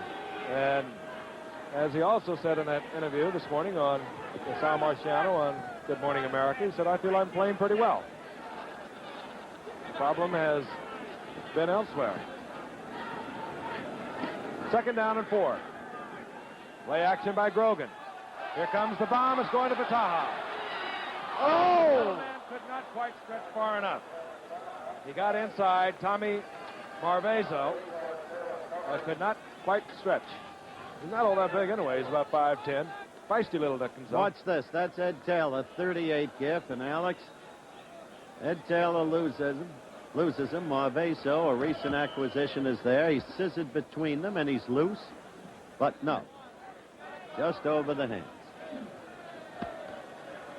Third down now and 4. Stingley goes out to the right. Marlon Briscoe, who brought the play in, alternating with Vataha, out to the left.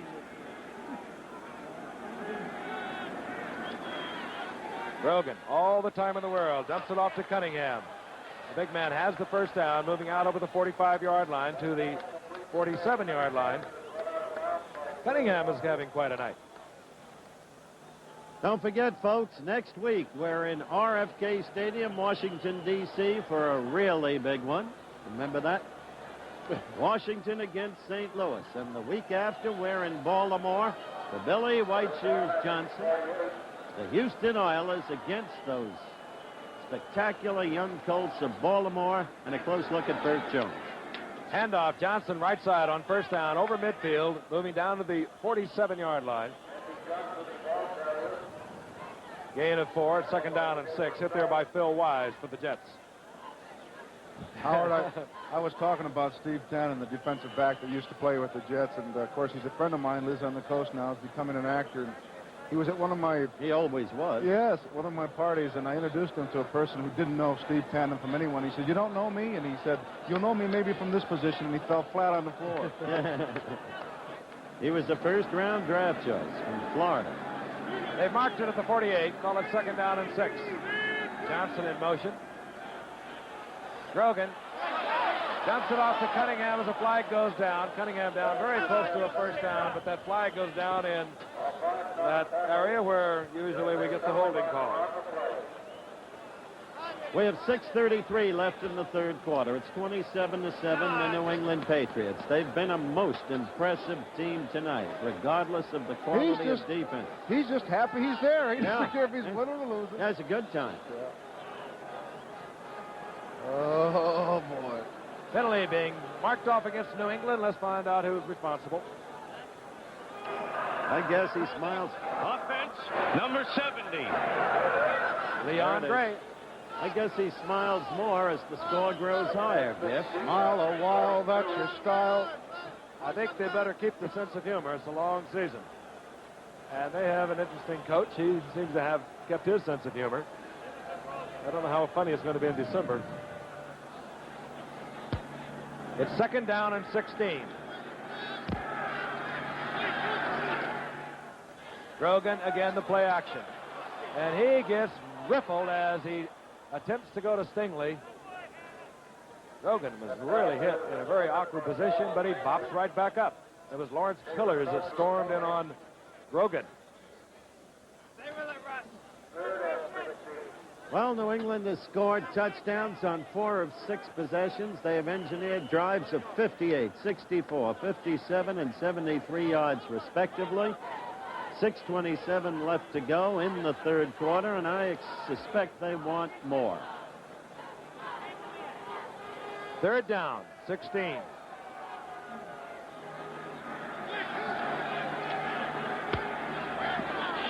Jets only rushing 2 men. And Bataha makes a very patented Randy Bataha catch right on the sidelines, almost impossible to defend against, and gets the first down. He's down to the 38-yard line, inside the 38. Let's look at it again. You have to respect this little man because he'll go deep on you. And he took Schaefer Suggs, took him back until he started to drive, and then he turned to the outside. Recovering from a triple fracture of the cheekbone. To think they didn't want him when he first came up. I don't mean the Patriots. They wound up with him. Rams initially drafted him in the 16th round. He was one of their last cuts. He joined Jim Plunkett here, Randy Bataha. First down. Grogan once more. There's the big man, Russ Francis, his first reception of the night. I've been waiting all night for them to put him on display. This is a truly super athlete. Earlier in the year, I said he could be all world, and I mean it. He didn't play football in his senior year at college. He is a great all-around athlete, a marvelous javelin thrower. Let's take another look at this. On his way to possibly represent the United States in the Olympics as a javelin thrower, he injured his arm. And I'm pretty sure that he's related to Joe Francis, one of the great Oregon State ball players that I played against in the Rose Bowl game. I don't know. He grew up in Hawaii. Yes, Joe did too. On first down. And Sam Cunningham storms into the end zone. Oh, wow. I said they wanted more. They got it. Cunningham putting on quite a show tonight with the young quarterback, Steve Grogan. 14 times he's carried the ball, 82 yards. And now extends New England's lead with 6:08 remaining in the third quarter. A lot of happy fans up here. They're going to be happy for some time to come because this is a young football team. Oh, yeah. Grogan, what is he, 24, 25 years old? He's going to be around a long, long time. John Smith for the conversion.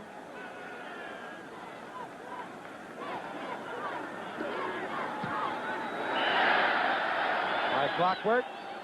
And New England has moved out in front of the Jets 34-7. We'll be right back. The New England Patriots with Sam Cunningham going in for the touchdown and moved out to a 34-7 lead over the New York Jets. And a revised New York Jets defense is having its problems. I'm sure glad I didn't see the old one. John Smith will kick off. Jackson Pacone are deep for New York. And we'll take a look at it from the end zone.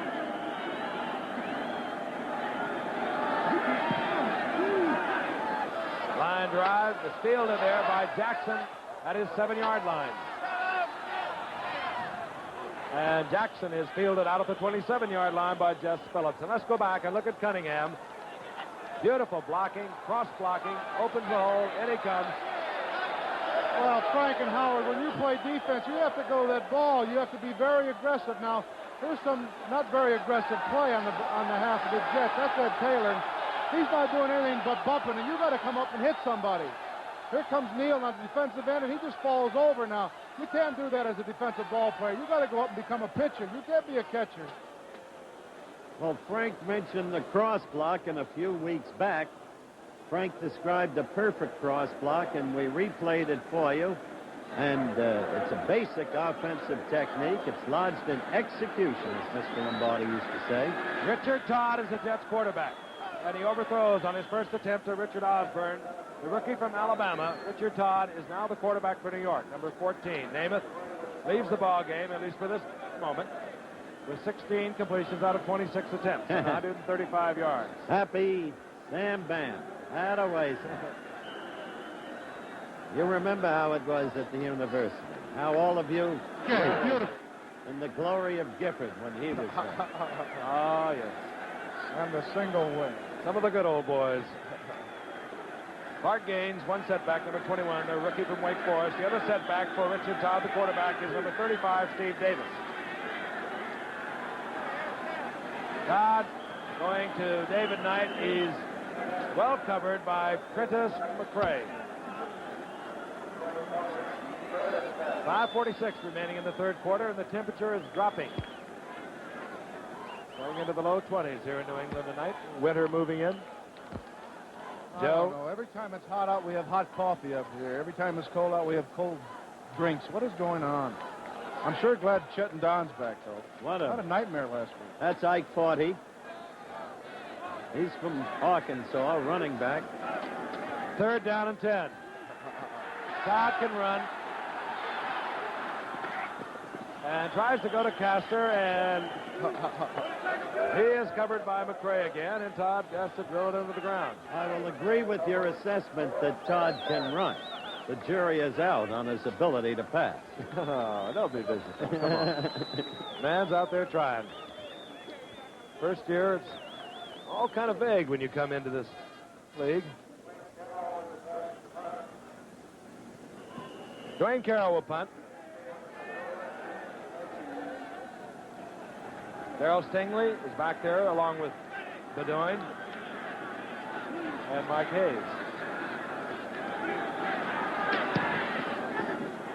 Carroll, not having one of the better nights punting, gets this one out of bounds at New England's 35-yard line. And we'll be returning to Foxborough in just a moment. The score, 34-7. New England has the football, first and 10, their own 35-yard line. The setbacks now, number 38 is Ike Forte. He's out of Arkansas, a rookie. Don Calhoun is in there, number 44, as Cunningham and Andy Johnson are going to get a breather. Quarterback remains Grogan. He hands off to Forte over the right side. And the rookie from Arkansas ambles for good yardage. Give him 7. It'll be second down and 3. And so for the first time in the history of Monday Night Football, Alex, we have two gentlemen connected with the game who bear the same name. Ike Forte out there on the field, and Chester Forte in our... No, it's 40. No, it's Forte. We're changing. Oh, it's spelled the same way. Right. That's what I couldn't figure out. In any event, F-O-R-T-E. Collect 6 yards. Make it second down and 4. Been an all New England ball game. And now they come with the reverse, and Briscoe trying to throw the ball. But it was Lawrence Pillars, number 76, all over him. And now they're saying that he gave up the ball, and we are hearing that the whistle had already blown. Briscoe came into pro football as a quarterback some years back. Started with Denver, I believe, went on to Buffalo, and then Miami and Detroit. And he was going to try and throw the ball here. Down he goes. He was a quarterback in college, too, Frank. Created quite a stir with Denver because of... I thought I said that. I know. No, you didn't say in college. Oh. But he created quite a stir because of the fact that he was black. 3rd and 13. Firing over the middle, Francis has the first down. And look at the big man from Hawaii, battle linebacker Larry Keller. But he has the first down, close to midfield.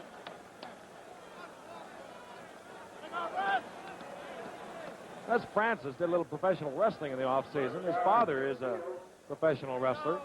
I wouldn't want to meet the two of them.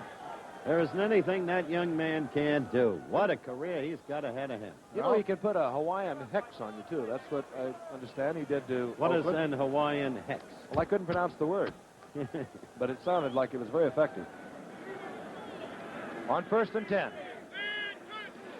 Forte in motion. Grogan to Calhoun.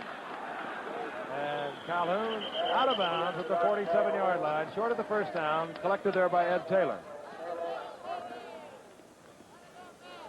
3:02 remaining in the third quarter. There is no apparent mercy in this team tonight. Well, they have a lot of backup men in the ball game, and they continue to move. Let's take a look at this play from the end zone. Schaefer Stadium, beautiful stadium, considering the construction cost was about $6 million. Calhoun, left side, and it'll depend upon where they mark it. I believe he gets the first down as they are going to mark it right at the 40. He got it. Marveso made the stop. A rookie from Cincinnati now in the secondary for the Jets. Frank, you want me to call play-by-play for a while? No. At the ground level, here you see Calhoun out sprinting the defenders to the sidelines and getting just enough for the first down.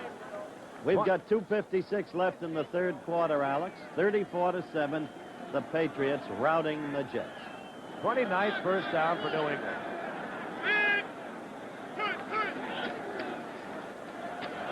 Grogan. Forte. And Forte out of bounds as he moves it down to the 35-yard line. We're only in the third quarter, Giff, and they keep stopping the clock. Short sideline hitches and out of bounds, picking up decent yardage every time. Lenny Dawson made a career of throwing that kind of pass to Otis Taylor when the Chiefs were in their glory years, and Otis would frequently break the tackle and go all the way. And Dawson would have the best completion percentage in football. Second down.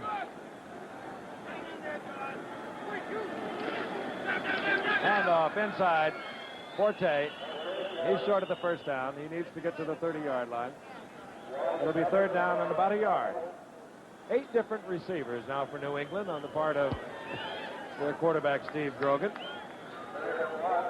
You know, you can't really compare Grogan, Howard, and Alex, to Burt Jones. Burt Jones is a much bigger quarterback. Grogan goes 6'4", but he's only about 200 pounds. When you see Burt Jones, I know most people have, but he's a 220-pounder. Well, he's a beautiful athlete. No, Grogan physically, as I said, reminds me of Greg Landry. Third down now.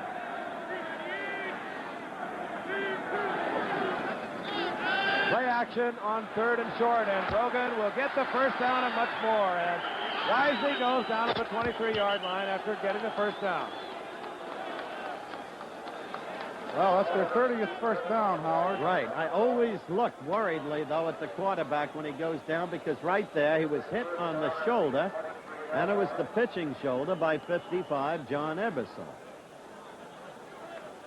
Andy Taha moves in, drops the play off with Grogan. And there he is. Good look at him. Let's look at it again. There's Russ Francis. He was the eligible receiver. Had Grogan, then forced to put it in the air. First down at the 23-yard line of the Jets. Grogan is going to be sacked. All right, okay. Now, Howard, that's what we were talking about. Screaming right? about it all game, Alex. I'll give you that. That was John Ebersol who got in there. You just can't lay back like that all night and be the catcher. You got to go in and do something, and this time they do. They blitz the linebackers. When I say blitz, I mean the linebackers actually move out of the line of scrimmage and go towards the quarterback. That's what it's called, a blitz. I don't know why it's called a blitz. And you show some stunning and movement out there, either from the linebackers or up in the line, the way your linebackers used to when you had Lucci, Wayne Walker, and Paul Newmark. We'd have problems defensively. What we would do is eventually we'd say, let's do something even though it's wrong. Let's move. Looks like they may take a field goal if they don't pull this first down out. On second down, long yardage. Grogan wants to hope on Taha. And just off his fingertips, Ed Taylor trying to stay with him, but Grogan just was a little long. Yeah, if perfectly thrown, they had another touchdown. Patriots leading 34-7. It's not over yet, though, Frank and Howard. You know as well as I do that any team on a given Sunday, or even on a Monday sometimes, can come back. It's a matter of inches. Well, they better get a couple of shotguns. Of course, it'll probably be next Monday that things will happen again for us. Okay, it's third down and 20.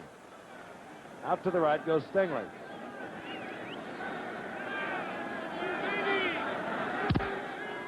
They'll watch it from the end zone. Grogan under pressure again. And this time he's taken down.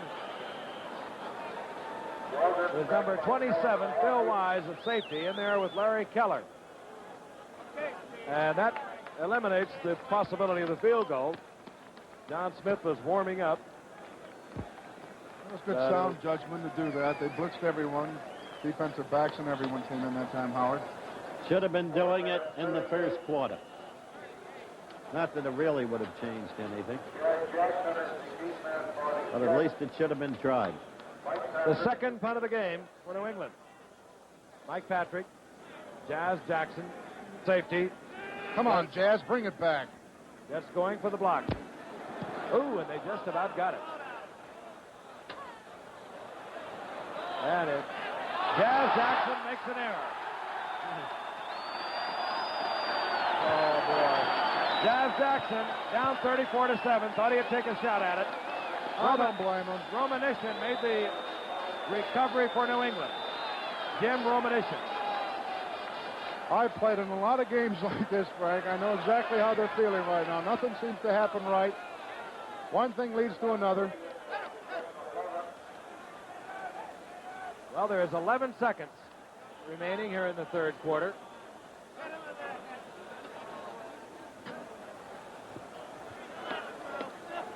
And the Patriots have the ball inside the 12-yard line of the New York Jets. And there's the recovery again. Romanishin getting down for the coverage. Jackson figuring, well, why not? Thought he could pull it off. Bobbled the ball.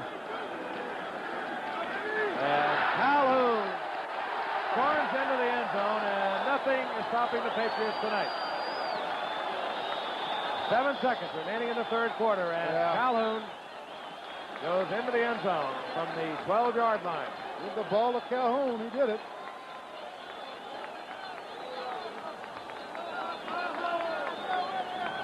Don Calhoun, third-year man out of Kansas State. He'd only carried the ball 17 times coming into tonight. He was a teammate, as I said earlier, of Steve Grogan when they were at Kansas State. I like the way he Look at the balance. Look at the balance. Oh, to be able to do that again, huh, Frank? What, spike it? No, play tennis halfway decent. John Smith puts it through. And the Patriots are pouring it on the New York Jets. With 7 seconds remaining in the third quarter. They lead the Jets 41-7. You know, spiking had rather an adverse effect on one of the rookies for New England Patriots. You know, they've never run back a punt in regular season play or preseason. And in preseason this year, I think we saw it in the highlights. Mike Hayes had a punt return of 70 yards, and just before he crossed the goal line, and I mean just before, about 10 yards before, he spiked the ball. Remember when we had Dave Smith of Pittsburgh do that in a regular season game? It can be a little embarrassing. John Smith will kick off. Jazz Jackson, Lou Picone are dropping deep to the Jets.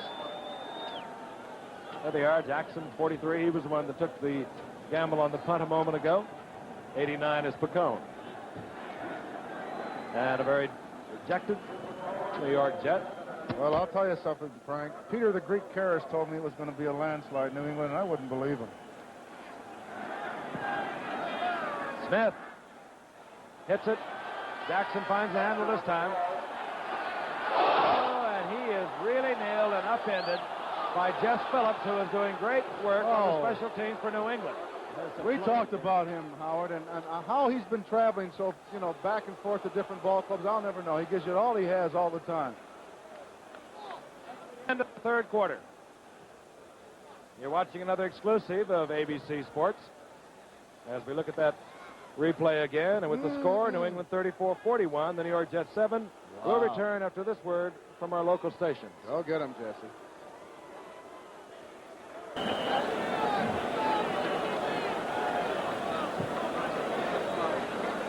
New England penalized on that kickoff. The Jets take over first and 10, their own 44-yard line.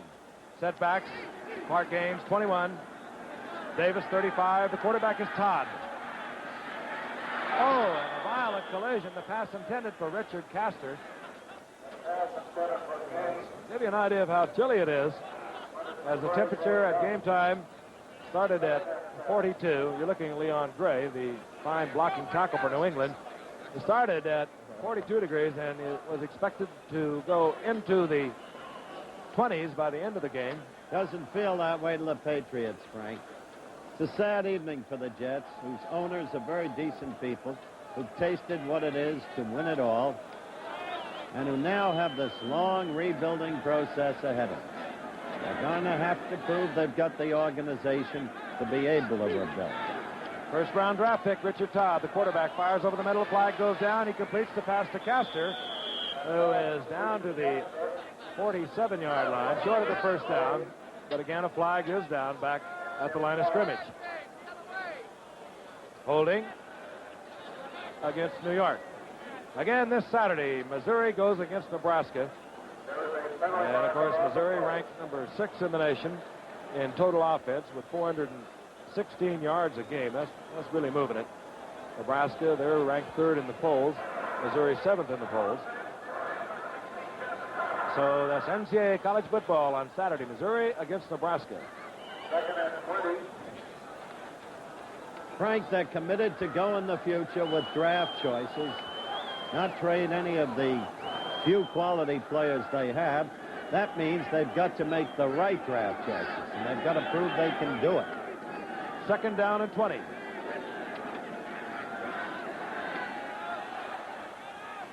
This is Gaines on the screen.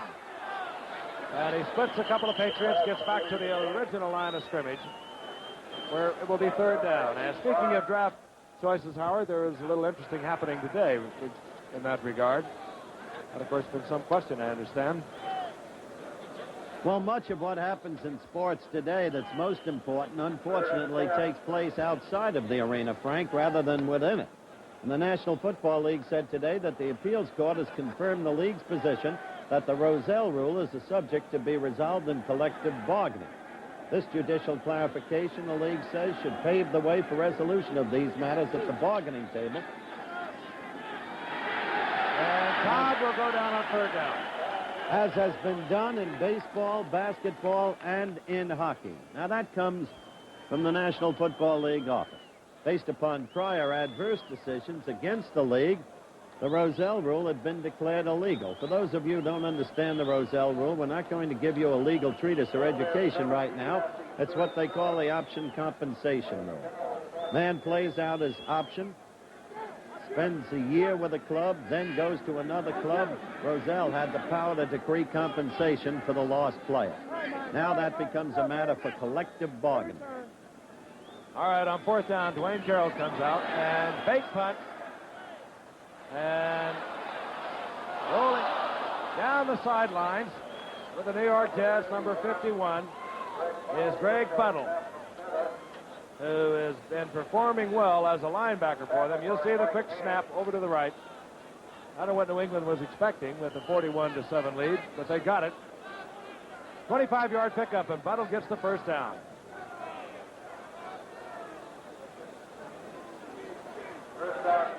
I think he's become the leading rusher now for the Jets, Frank, with a total of 23 yards.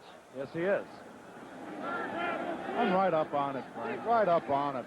On 1st down, Todd back looking, dumps off to Gaines, and he's hit immediately. Coming up there very quickly, number 40, the man we've been talking about all evening, Mike Haynes, a rookie from Arizona State. And this is one of the young men who came to New England in the trade for Jim Plunkett, along with 3 number 1 draft picks and 2 number 2s. Tom Owen, we saw him last year, Howard, perform for San Francisco. He's a good young ball player. Comes from Wichita State. We thought he had a real future with San Francisco, but then in that Plunkett deal, which Frank has earlier described to you. 2nd down.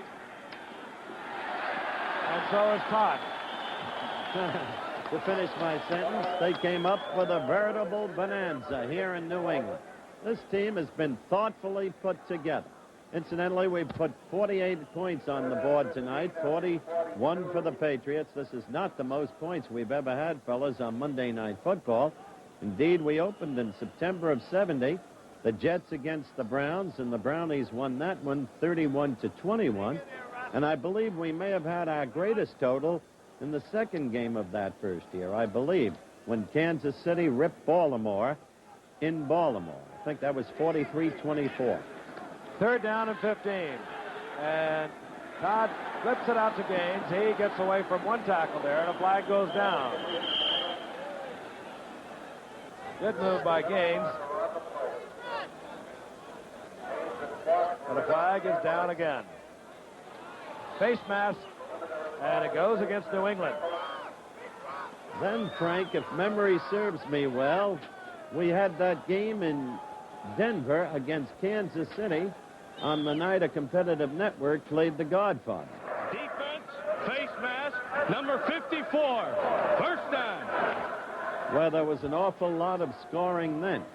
There has never been a memory that served anyone like yours serves you. And I could vouch for it. That's a first down on that call. Inside handoff, and there goes Davis.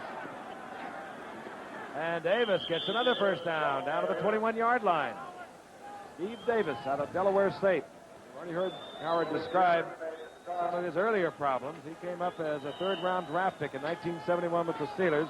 Missed all that rookie season, had a viral infection, couldn't play, quit a couple of times. And the Jets have acquired him, and they would really like to go with him. He has a lot of ability. 71 was the year Noel had that remarkable draft that laid the foundation for the later twice Super Bowl championship team. On first down. Todd and we almost had 6. Hustling up there, coming close to the 6-point interception was Tim Fox. And he'll have a nightmare about that tonight. And look the way he walks. He has a hip pointer. He has a broken wrist. He has just been really bombed around. He's a hospital case. Oh, he's so intent. He keeps saying, I'm hurt, but where? He doesn't care. You know, it's all on the left side, too. He broke his left wrist. He has his left knee hurt. He had a left hip pointer. Well, he should give up his right side a little bit, Frank. You saw one of your basic freaks run through the camera. You did. You know, the tragic part of all of this, it's a great game the New England Patriots have played. Should it get really out of line, they could forfeit this game. You have to maintain control of your own ballpark. Well, it's almost Halloween, Frank and Howard. I saw enough that last game, the American League Championship Series. I've seen enough at Shea Stadium, at Metropolitan Stadium in Bloomington, in San Francisco. You see it everywhere. And it's a deeply troubling thing. It really is to see people behave this way. Second down and 10. Todd with Gaines open, and Gaines turns right into Mike Haynes. It'll depend upon where they mark it. I think he has the first down. No, now they mark it inside just about the 12-yard line. And he had to get to the 11. Take a look at it again. There he is. And here comes Haynes. He looks like a tough kid, Alex, that. Haynes, you'll find out also that he'll probably be one of the best athletes on the football field, because any guy that can run backwards as fast as he can run frontwards, you know he's a darn good athlete. Probably to play any kind of sport. Third down and 3. Todd underthrows a man wide open. It was intended there for Clark Gaines. Todd rolling out. And Frank, in your opinion, and I mean this in all sincerity, and Howard also, I'd like to know, what do you think really what the Jets need? Well, I mean, not tonight, because they need a doctor. They have to begin at the beginning. They've got to build a sturdy defensive line and an offensive line that's young and strong, can learn how to pull and block. You can't keep going, unfortunately, with such great players as Winston Hill. Then they have to get the running backs. They need virtually everything. There are spots of strength. Richard Castor, Jerome Barkham, the pass receiving department. And they have to hope that Richard Todd will prove to be the young quarterback to build upon. First down and goal, offsides against Ray Hamilton of New England. Todd looking for Castor. He was held up, and Todd is sacked at the 10-yard line. I do think they've got a beginning in the linebacker department with Greg Buttle. I don't know if the 6th-round draft choice from Nebraska, Martin, is big enough, strong enough. He only goes 210. But you can't wipe him out for that reason, because look at the career Chris Hanberger, for instance, has had. Oh, yeah. So there's a beginning in the linebacker department. Let's look at this again. Pete Barnes does a good job here coming in. And you'll see Ray Hamilton pop in here. They're still hustling. I like that. Well, they move around a lot. Second down and goal. Ball at the 10-yard line. Todd puts up the alley-oop. And it's taken, but off the playing field. There's one other kid they've got, Alex, that I like based upon what he's shown tonight. The Jets, I mean. Number 76, Lawrence Pillars. An 11th round draft choice from Alcorn. And it seems clear, based upon his performance this year and even tonight in this debacle, that he has the capacity to grow and to become an important player.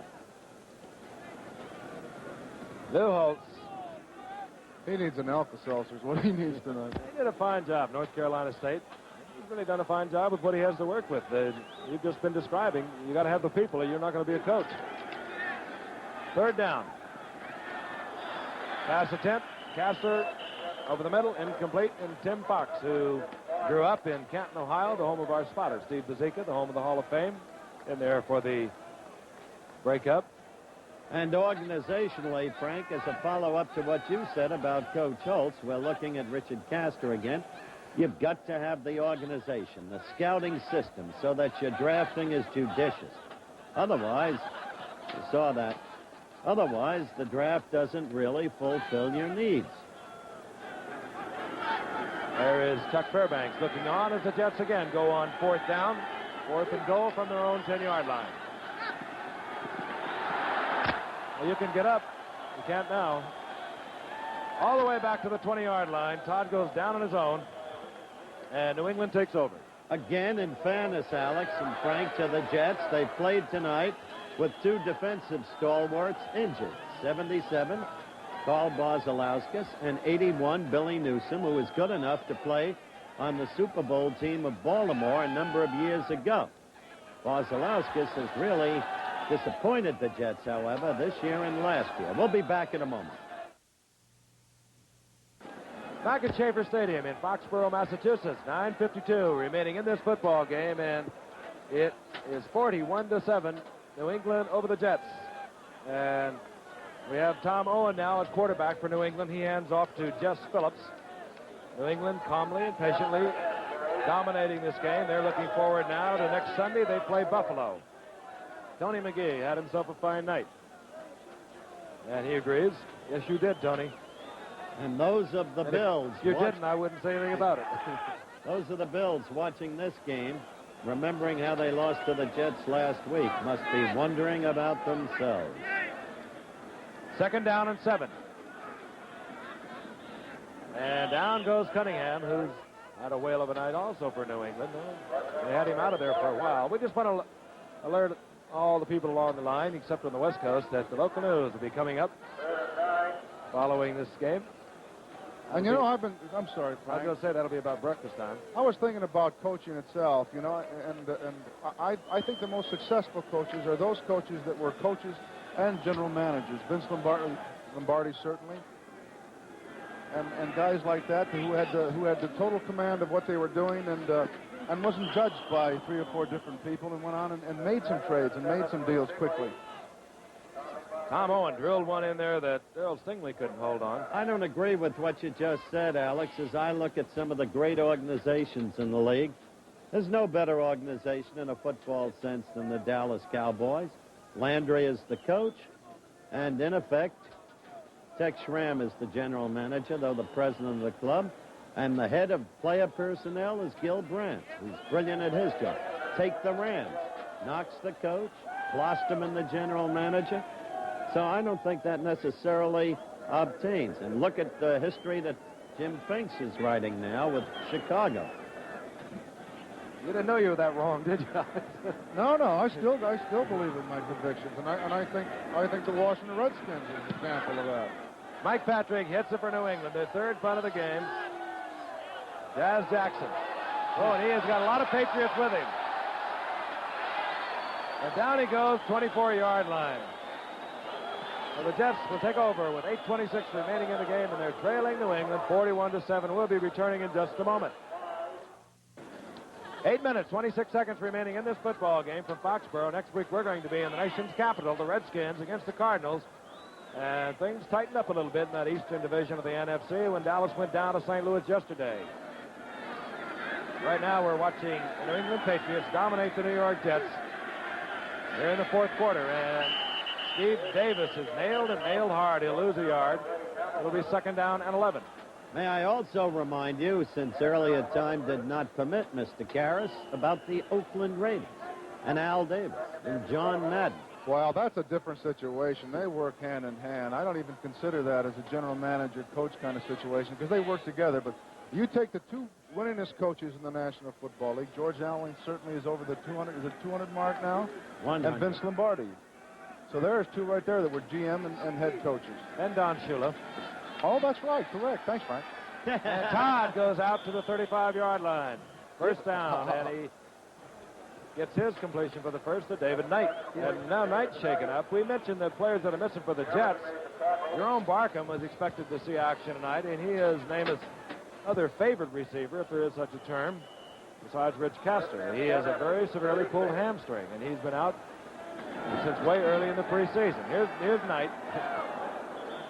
Shaken up as he makes the reception for the first down. Knight, by the way, played for Coach Holtz when Holtz was head coach at William & Mary. Davis dumped way back. Hustling in there real quickly was Richard Bishop. So you have George Allen, Vince Lombardi, and Paul Brown. And Don Shula. Don Shula. Finally, you got some support from the Giffer. I knew I was right there. Who in his syrup. No, I'm just saying at certain times when you can call your own shots and you don't have to, discuss or argue, it really does help a ball club in a time of real need. And in Detroit years ago when we were, I would think, a darn good football team, we needed a couple players one way or the other. We had to go to a committee of 16 men who either nodded yes or said no, and that was the end of our season at times. Come on, you and Giff have adopted a surreptitiously conspiratorial posture. You said it, I didn't. We're also rather hostile. First down following the offsides. And out to Bob Gresham goes Todd, and the Jets pick up a first down in midfield. Rather hostile, eh? That'll produce 40 columns saying we don't get along, Giff. Oh, take Newt Rockney, for instance. No, you take Newt Rockney. Let's keep it in the realm of reality, which is impossible, I guess, at this point.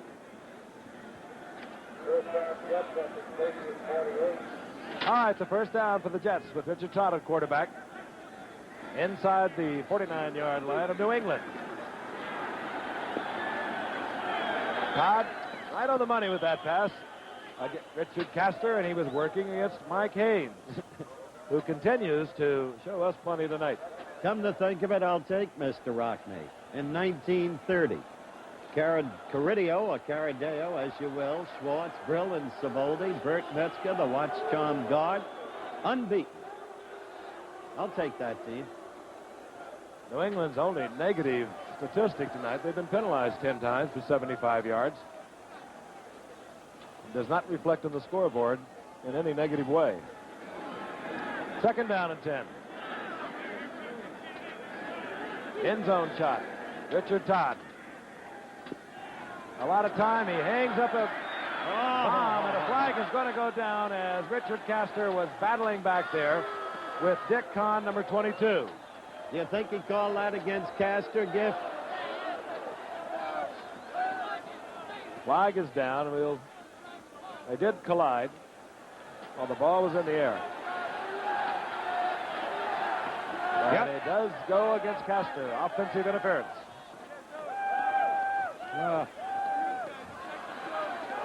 There you'll see right at the bottom of your screen, down around the 15-yard line, Dick Kahn getting involved with Castor.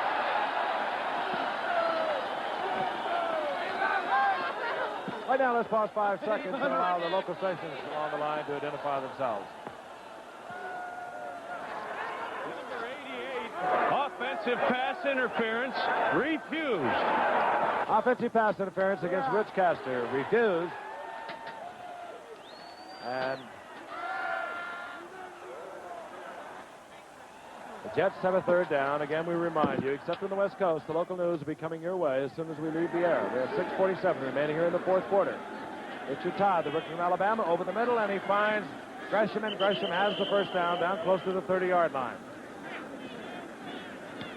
Steve Zabel moving back there to make the stop.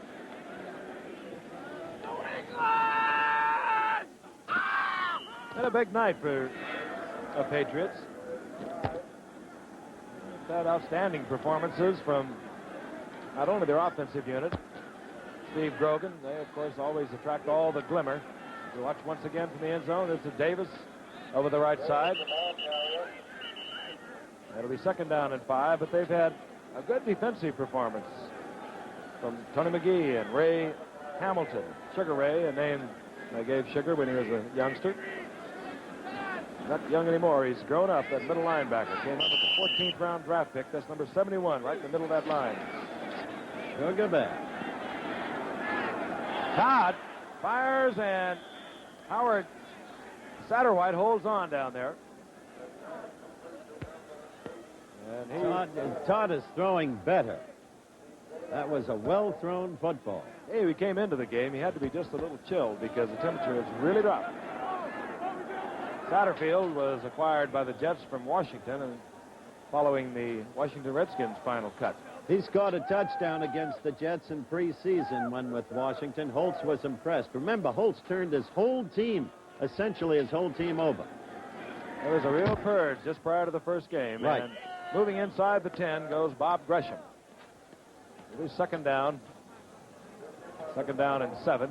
They can make a 1st down around the 2-yard line.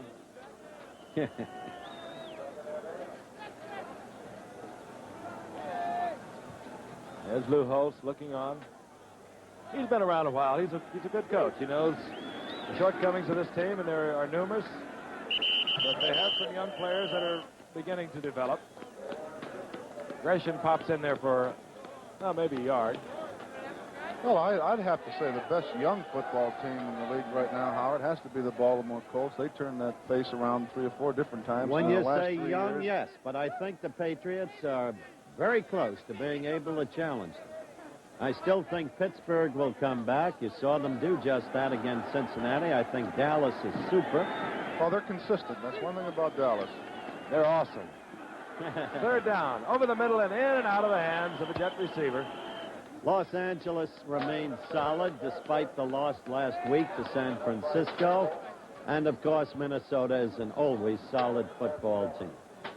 Shula's in trouble this year, but he will rebuild more quickly than most. They've got the organization. They've got the system.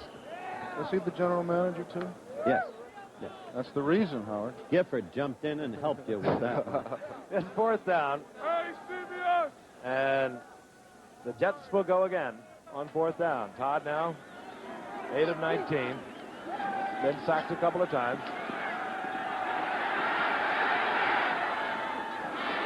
And he fires it into a crowd down there.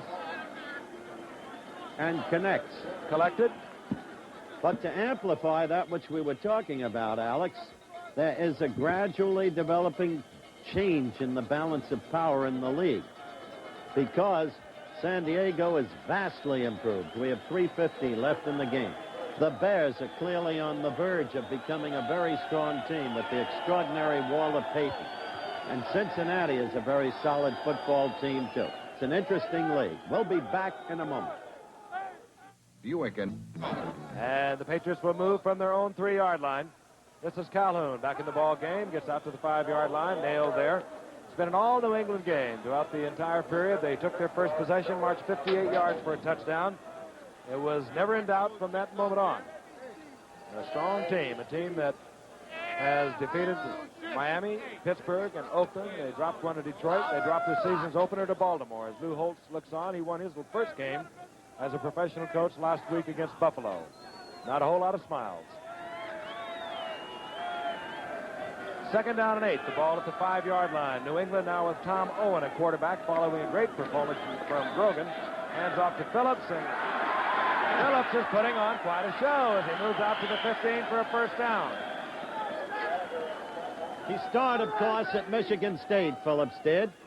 Got into deep personal problems, and it was Paul Brown who elected to give him an opportunity in professional football.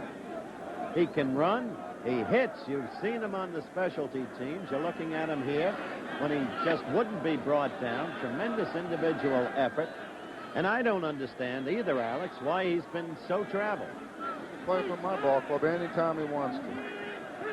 Clock ticking away on first down. Handoff goes to Jess Phillips again. Go ahead, Jesse. Go on. He's in a foot race. Oh, come on. Cuts back, and of all people, he's taken down by the big tackle, number 76, Lawrence Pillars. But Jess Phillips showing some burst of speed as the clock ticks down towards the 2-minute warning. Let's look at it again. 47-yard run. Good blocking out in front. That's Russ Francis, number 81. And then just fine running. All right, there's no one tackling out there at all. And I'll tell you something. If I was a coach, when I looked at these movies, I'd get on someone right now because there isn't a soul out there that wants to bring him down. There's the 2-minute warning. And we'll be returning to Foxborough right after this message.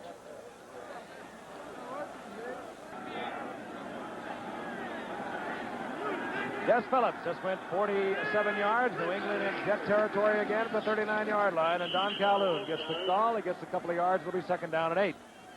Inside the final 2 minutes. Obviously, the Jets a long way away in their rebuilding program. The New England Patriots could well be there. And they needed this game to stay close to the Baltimore Colts, who are 5-1 in the Eastern Division of the AFC, while New England is now going to be 4-2. Look at Giggle. I don't believe that, fella. Oh, he's just happy. He started laughing in the first quarter, and whoever told him the story must have really laid a good one on him. If I were his coach, I'd lay a good one on him, I'll tell you. Ooh, and we almost had a collision, and the backs got a little bit confused back there. Calhoun is corralled at the 43-yard line. It'll be a loss of 4, third down 14. You know, that scene really goes back to the disaster we had in Houston a number of years back when Oakland, albeit playing badly, crushed the Oilers 34-0, and we had Dandy Don's memorable line. Do you remember? I can remember a few of them. What was that one? What did the old cowboy say? We're number 1. That's what he means. Ah, yes. Third down, 15. Oh, and as a man open, it was Darrell Stingley. Threw it just a little high. So we have 32 seconds on the clock and a fourth down for New England. There's Tom Owen, a third-year man out of Wichita State.